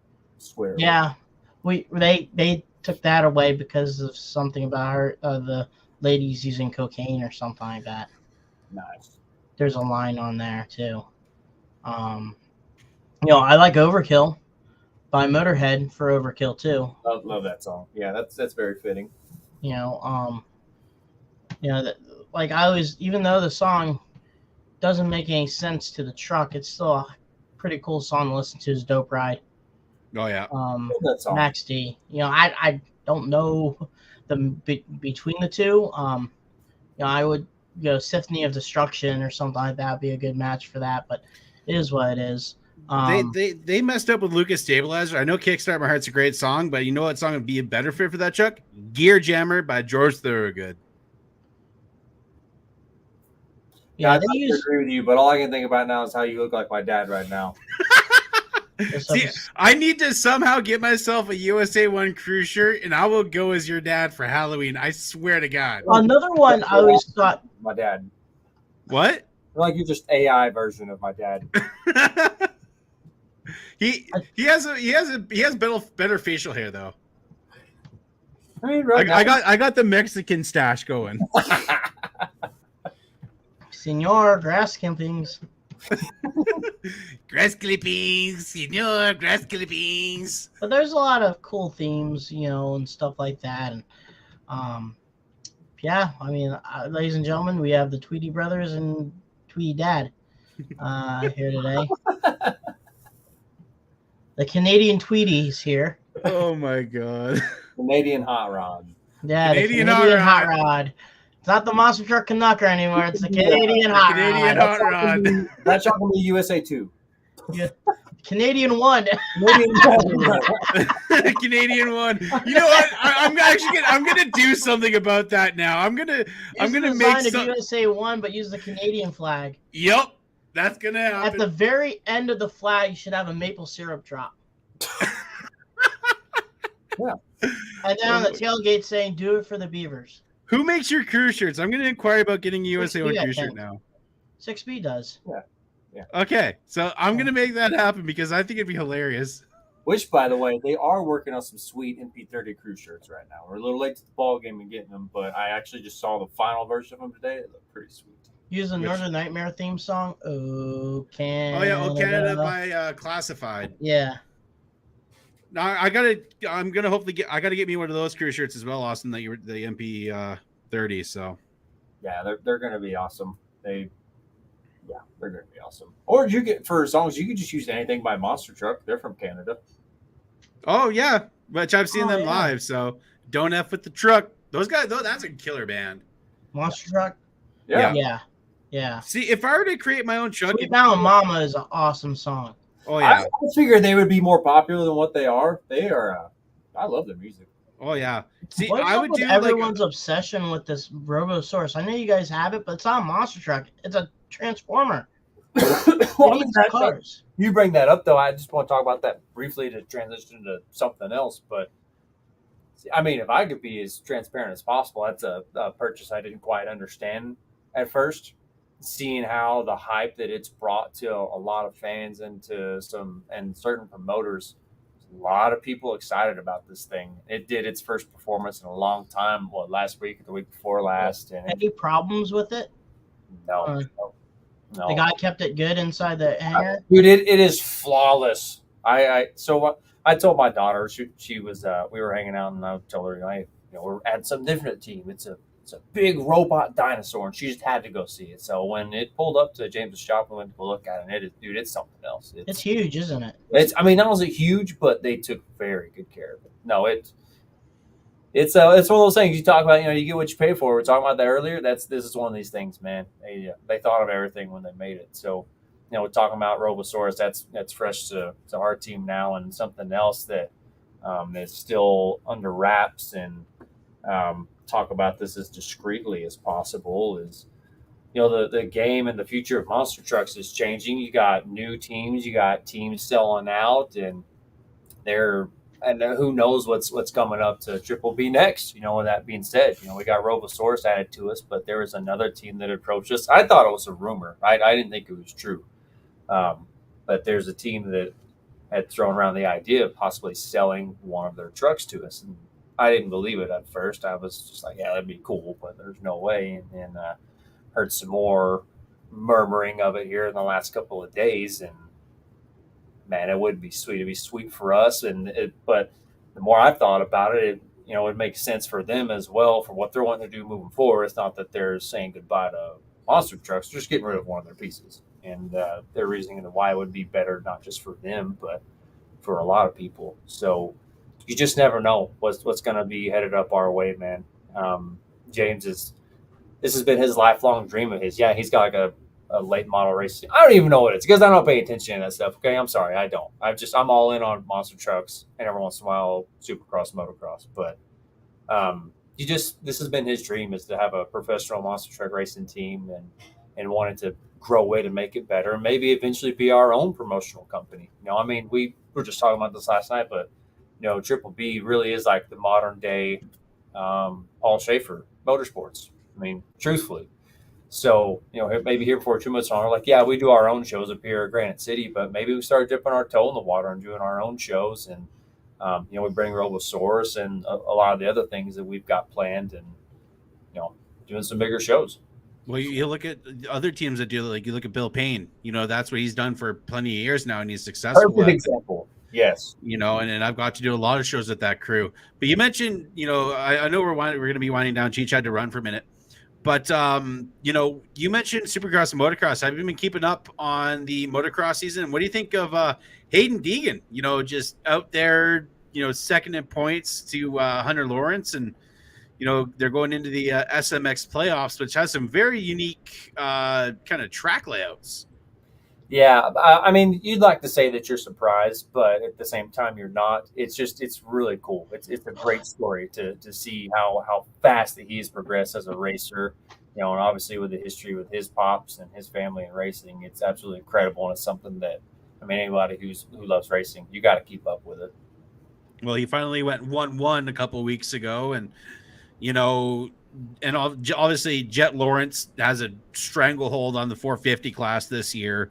In motocross, and it's probably going to be the same in Supercross next year. You got and you also you look at Tomac coming back for Supercross next season, and who knows what Cooper Webb's doing. He's no longer with KTM Red Bull.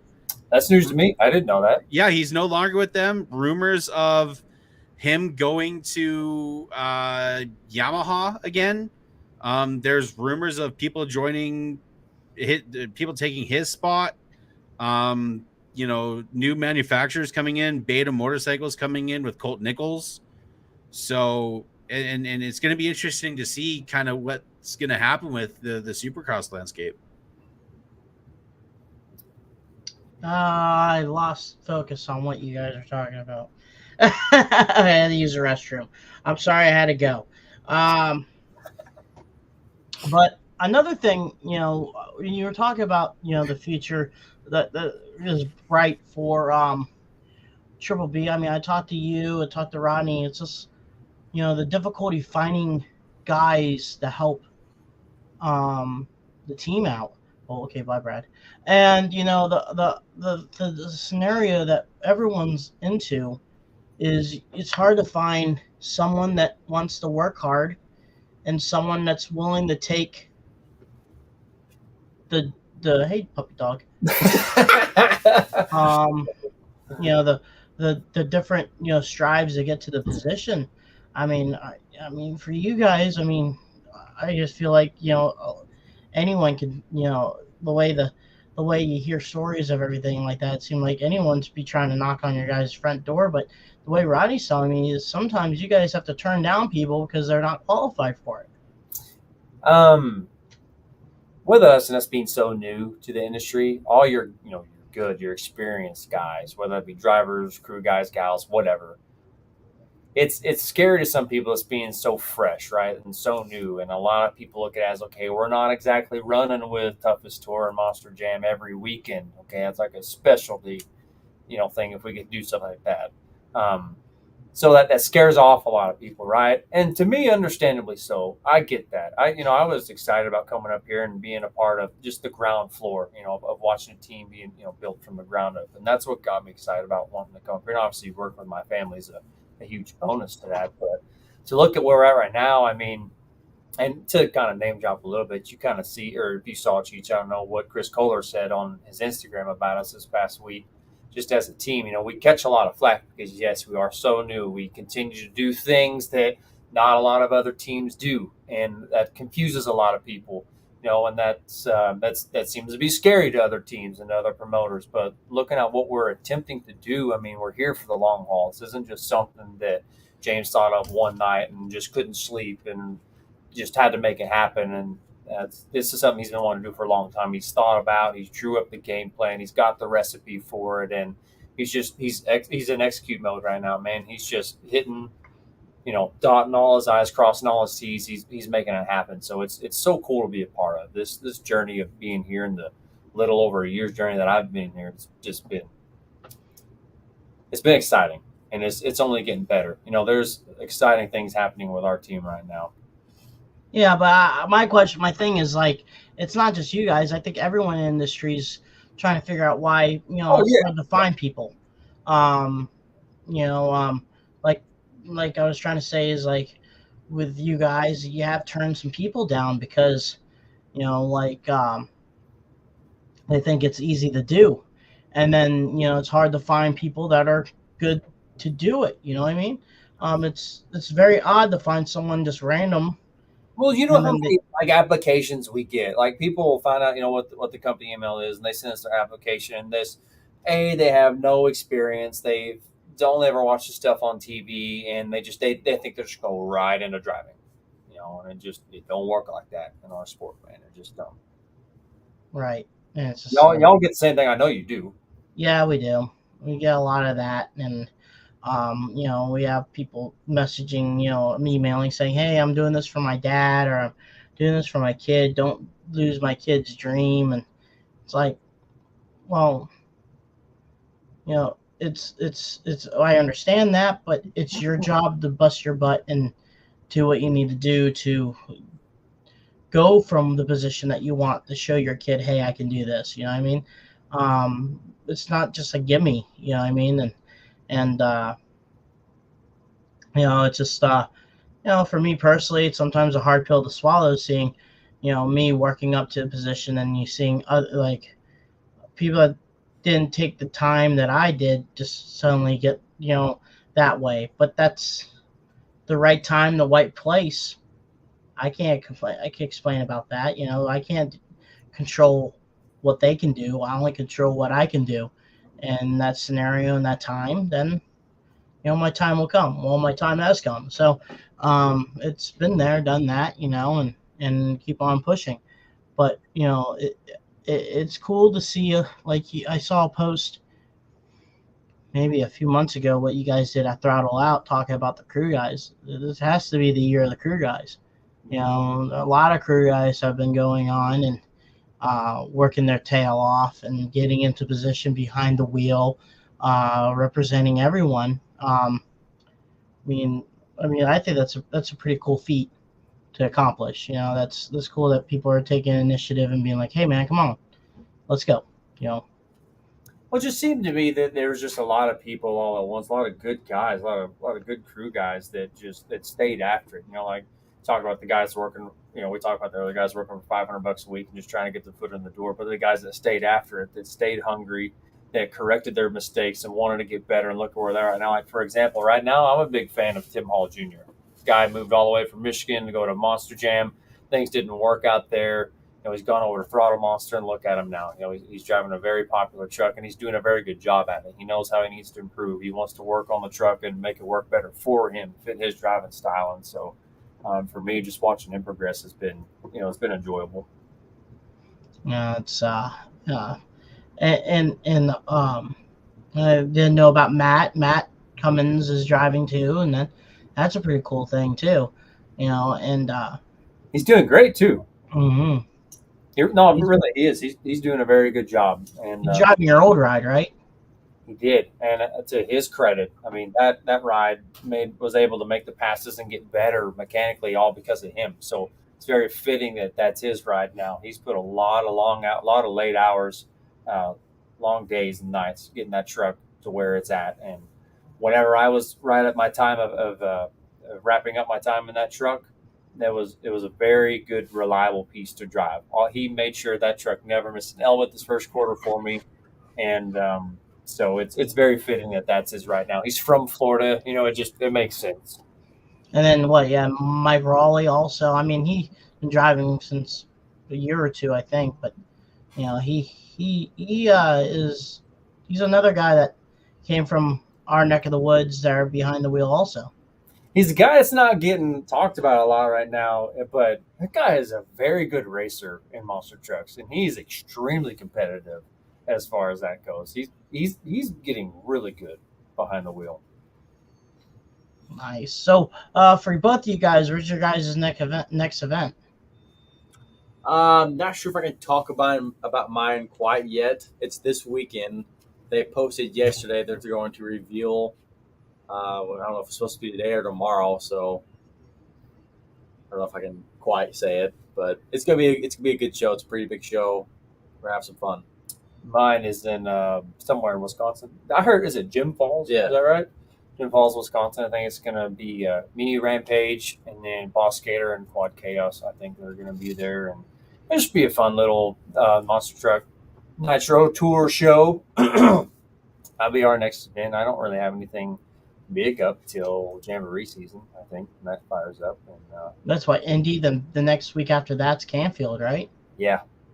So you guys got 2 big shows back to back. Hey, I'll put this out here in the atmosphere right now. It's just been talked about. Nothing is set in stone yet. But that time period right there, the Indy Jamboree and then Canfield following next week, and that's also around the time that my second daughter is supposed to be born. So I've been looking for a fill-in driver for NP30 and may have found one. So for those of y'all watching, try to keep up with that. That info might be released in the coming weeks as to who might be filling the seat for NP30. Like I said, it's just been talked about. No deal's been signed or anything like that. But yeah, exciting stuff. Nice. Well, we'll find out later. Speaking about trucks that would like to bring back, how about that one that's that's shorter of mine? That's Skull Bandit. That was one of my dad's favorite trucks. Skull Bandit 2. Right, Canadian Dad? Right. Right, Canadian Dad. God. Brad Shaw, the Canadian Dad. Good morning, Canada. You can see the maple syrup drop down. You're a CIA agent or whatever they do in Canada. What is your special force, like FBI, CIA? I don't know. The Mounties. Bradshaw, do you like to mow the yard? When I get a chance to, I don't have a yard, but when I do, yeah. Do you have New Balances? You have white? No, I got Hey Dudes. Oh, okay. Okay, but do you have white New Balances? Nope. The last pair of white sneakers I owned was a pair of white Air Jordan 1s and never again. Oh, okay. Okay. Well, you need a white pair of New Balances and some Walmart blue jeans. When you switch your shirt to flannel. Do you like calling people champ in sport? Yeah. No, I'm more buddy, guy, pal. That's Canada. That's Canada right there. Buddy, pal. Hey, buddy, I'm not your friend, guy. What? South Park. Oh, okay. I'm more of a Simpsons kind of guy. Let's see here. I got brain damage. So Canadian Dad, Canadian Hot Rod. Canadian Hot Rod. Canada 1. Canada 1 4x4. That's gonna be a thing. Canada 1. You need to make a monster truck called Canada 1 and see if Rodney can. If you guys do a show in Canada, Alberta, we're gonna make that body. We're gonna make Canada 1. Bradshaw's gonna drive it. Well, you're gonna have to get Canada an extra 1. fat seat. Actually, I might be skinnier by that point, but you'll need a big seat for this guy. We got big boy seats, don't you worry. yeah, called Canada 1. It's like Air Force 1, but Hot Rod Bradley Tweedy. Just call me that. Hot Rod Brad Tweedy for the weekend. the Canadian Dad's in the house. Oh, God. You gotta use that. If that ever happens, I don't know what I would do. Where are the Pit Vipers? Oh, dude, the Pit Vipers would be out in full force. So those Pit Vipers are for sale, folks. If you guys are interested in a pair of Canadian American-looking Pit Vipers that somehow double check your screen because you'll see the reflection there, Brad. They're not American. Oh, they're he's checkered smart. flags. Whatever. He's got the new USA 1. I'm rocking the old school USA 1. This might be Everett's personal hat that I stole from the shop. I'm not sure. Cameron's But can you believe they sell these hats at Walmart? That's crazy. I'm representing my stepdad, James Trentina, and my new stepmom, Elliot Miller. I'm just rocking an old Executioner tee. Nice. Then I see a Cody Rhodes t-shirt. Yeah. And Cody then, Rhodes, he's like, I've rediscovered my love for wrestling with That's Cody. cool. What do you guys like about? Do you guys like AEW? No, Never watched it. never will. Oh, I like MJF's pretty cool. Don't ask me why. He's pretty funny. I will. Yeah. I Got some good promos. Don't ask me why. I've never watched it. I don't have a reason as why I've never watched it. I just haven't. I like wrestling in general, so Yeah. I'll watch AEW. I'll watch New Japan. Death matches are where it's at. I'll watch WWE. You know, I mean, I think Kenny Omega is pretty cool. You know, Young Bucks, MJF. Chris Benoit. Yeah. All right. You know what? I've actually met his son David. I have a picture I of met Daniel. That's the one that died, right? David, Yeah. not Daniel. My bad. Oh Yeah. shit! But I met David outside of a WWE live event in Edmonton. He was actually wearing an AEW hoodie, and he told me he got heat backstage for it. Nice. Oh, I just got the message from you saying be right back. Yeah. Oh. Okay. Well, you're back, so welcome back. You got any more Thanks. questions down there? What? Got any more questions? Let's see here. Just a lot of people talk about Golden State Promotions. It's hard to find people willing to prototype and start. Lisa Veralone is watching. Isn't that Tommy's mom? I think so. Isn't that Tommy Mommy? Tommy, mommy. I don't know. Yes. That is definitely her. Hi, Lisa. You are a very nice person. I hope you're doing all right. I hope your Suburban's doing much better than what it was. People are asking for. She was asking about Rampage T-shirts.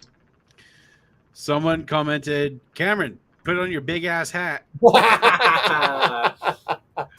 It's in the Toro, or I would. Trying to be Willie B right there, eh? Yeah. I wore that. That thing is huge. He did. Cheech did wear it.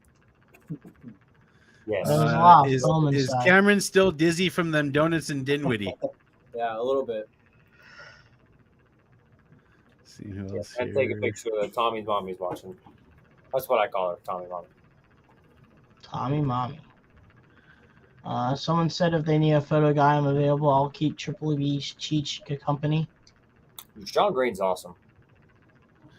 Lisa says, yes, go Team Tommy. How was the Triple B Cheech's date? Say that one more time. I learned about the hangout they had with Triple B Cheech had a hangout with your sister, and we were saying that was a date.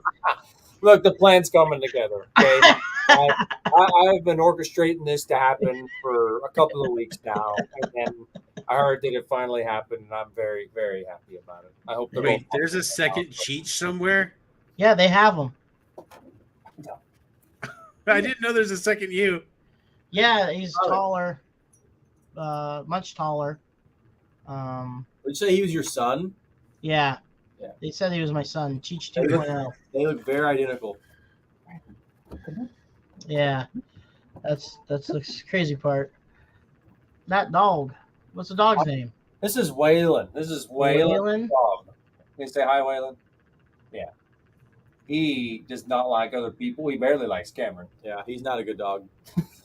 Well, Harley's watching this because it's her dog. It's a terrible dog. He's never even made. Where's Harley at? He's never even made an appearance on the Throttle Out show. So y'all should be on upstairs being pregnant and stuff. Yep.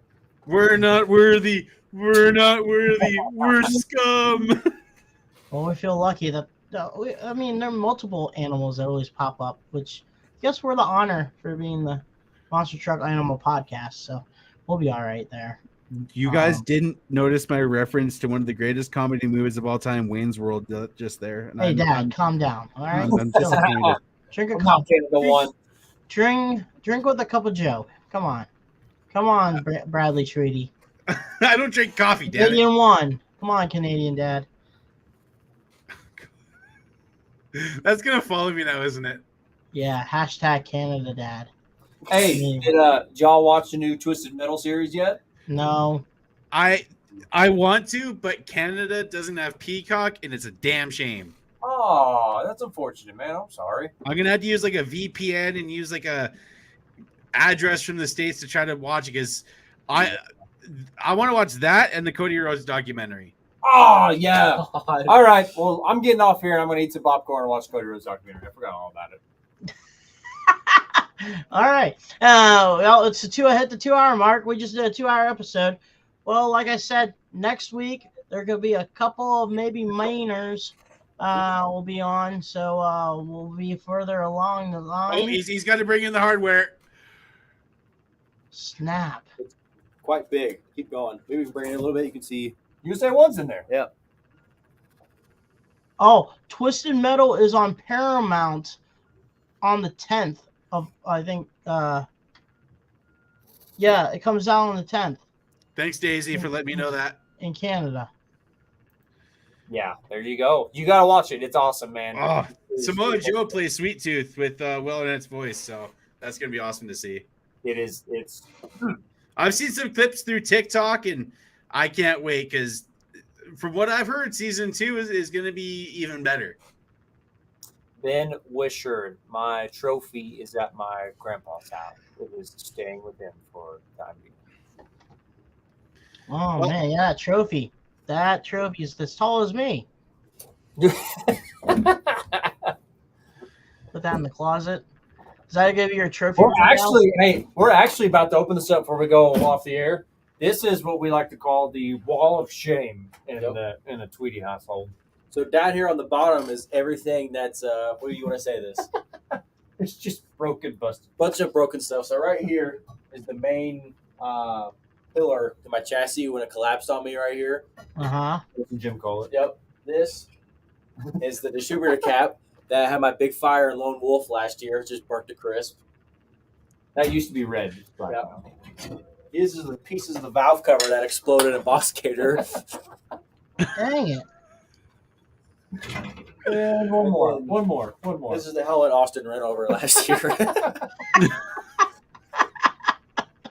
We can laugh about it now. It wasn't very funny at the time. Mm. So that's our wall of shame. And then you probably can't see up there, but those actual trophies. On the top, we have all our cool trophies, but we like to show people all the funny stuff. It's more better. Yeah, it's more better. Man, the wall of shame. Would you rather do the wall of shame or the walk of shame like in college? No, I'm definitely down with the wall of shame because you got to look at some things. You got to understand you made some mistakes. At some point, you got to learn from it, but then you got to laugh about it. Okay, please. Yeah, the walk of shame is normally when a girl's walking through the courtyard of the campus because you know what she did. She learned her lesson.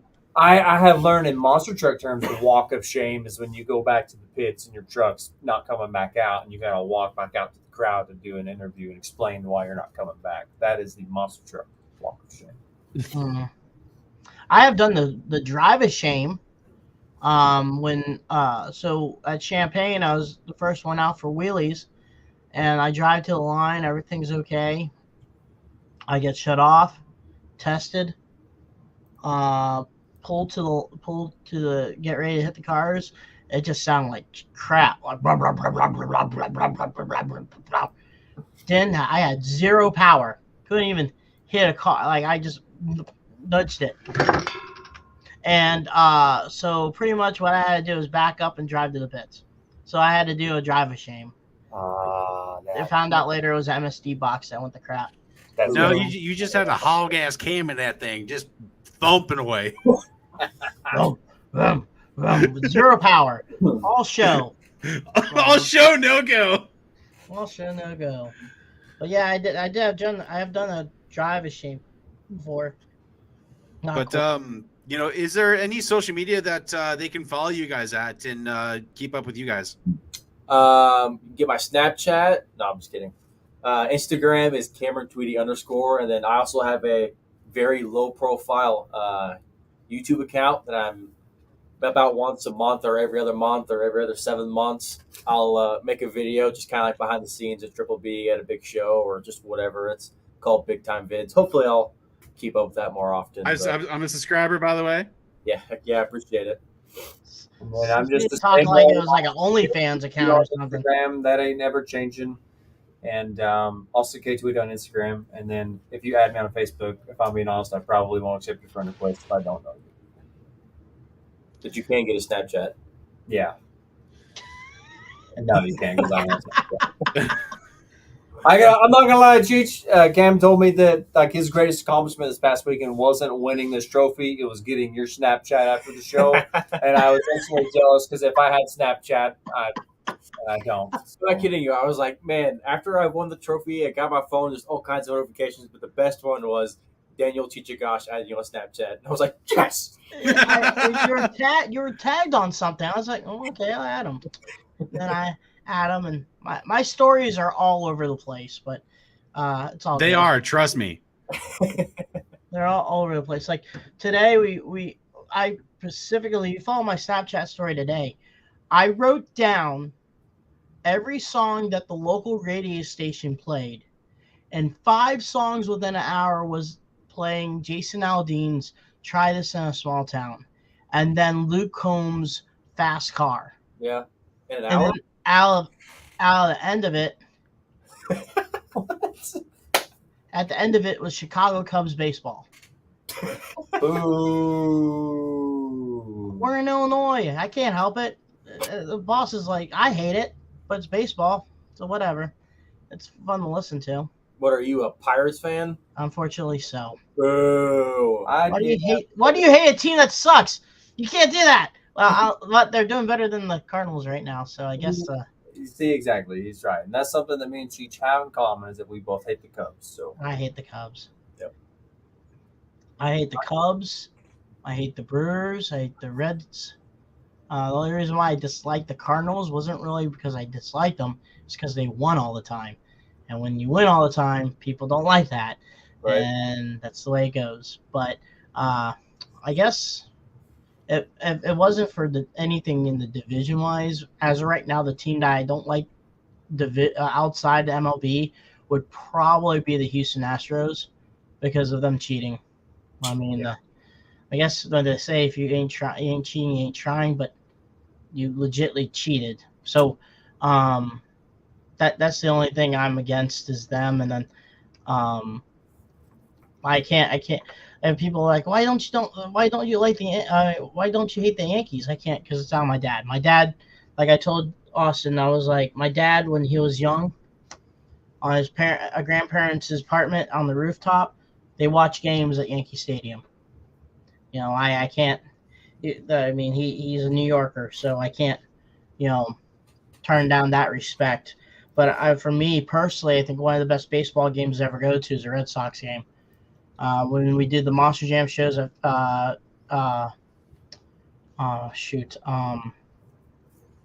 Gillette, we normally hit up a baseball game there. Fun as hell. I would love to go to a Busch Stadium game. yes, I don't know. go there. Very nice. It's biased because it's Cardinals, but it is very nice. Yeah. I mean, I've been to a Blues game before. Yes. I mean, I am a Penguins fan, so I am a diehard Pens fan. I get spoiled because they win all the time. I hate everything from Pittsburgh. Why? It is just, I don't know. Even Ben Roethlisberger. Yeah, I can't stand the Steelers. The best thing I'm a huge Steeler fan. best thing that came out of Pittsburgh was Kurt Angle. Yeah. But I'm a Mountaineer. I graduated from West Virginia University, so I hate Pitt. So I'm a Mountaineer fan. That's interesting.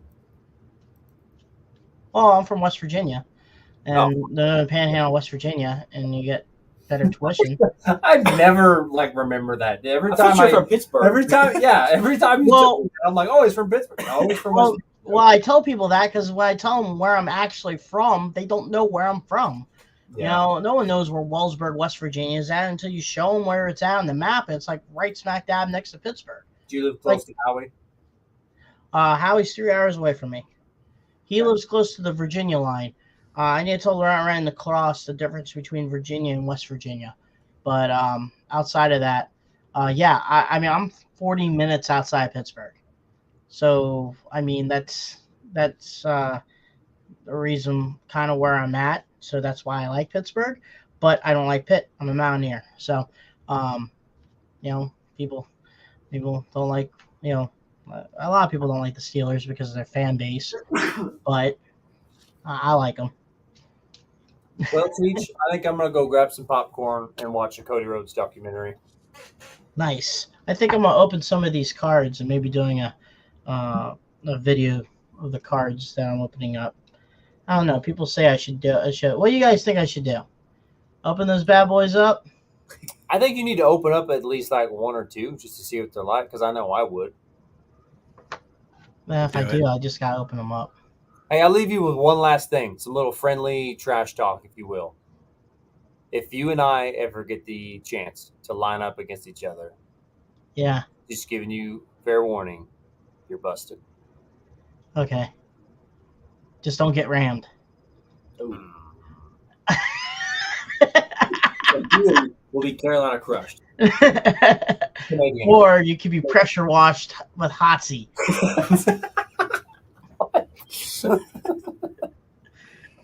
I've been telling like Toodles, Too Tall, Tim Jones Jr., Tim Hall Jr.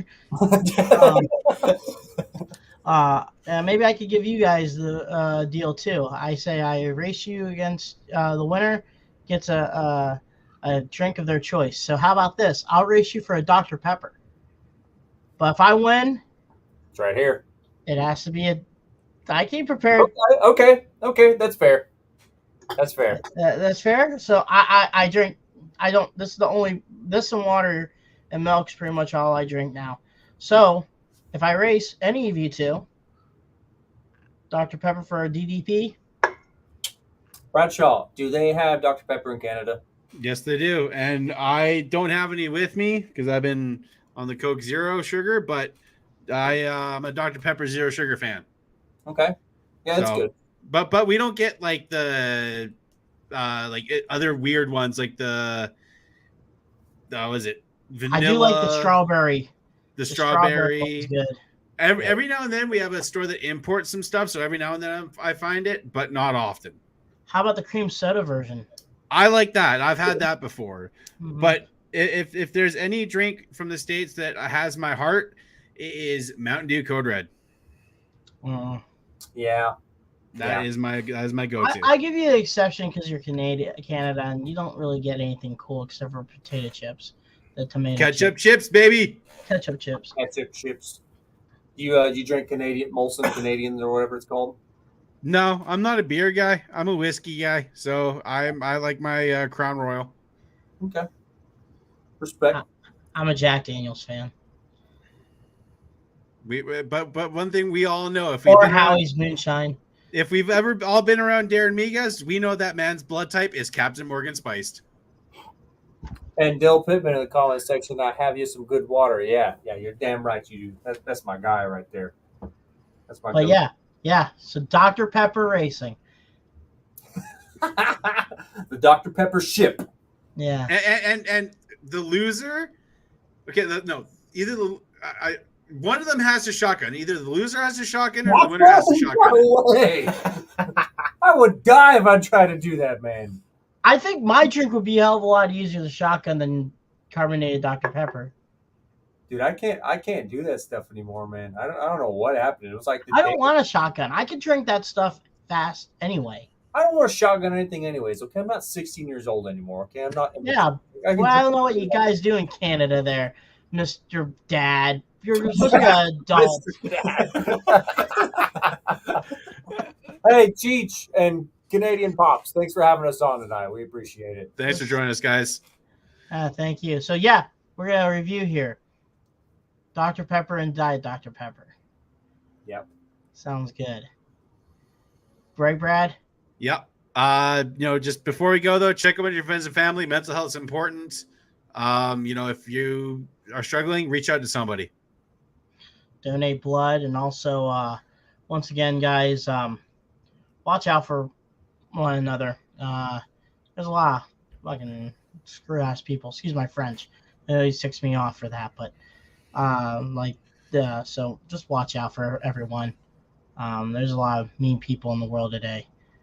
Selfish people. So, once again, like I said, thank you for everyone that has helped out. But that's about it. For me, go on Facebook, Daniel Cheech Agosh, that, and then Agosh MT on Instagram. If you're looking for me on Instagram, and it says I'm the 6,500,784,000 something richest man in the world. That's me. And you can follow me at the only monster truck Canucker, or eventually be the only hot rod Canadian or something like that. Canadian one. The Canadian one. As Cheech just wrecks his setup. And follow me on. I did it for the fans. I did it for you guys. Woo! And guys, we will see you here same time, same place next week. Keep the rubber side down and the shiny side up. I need money for a light now.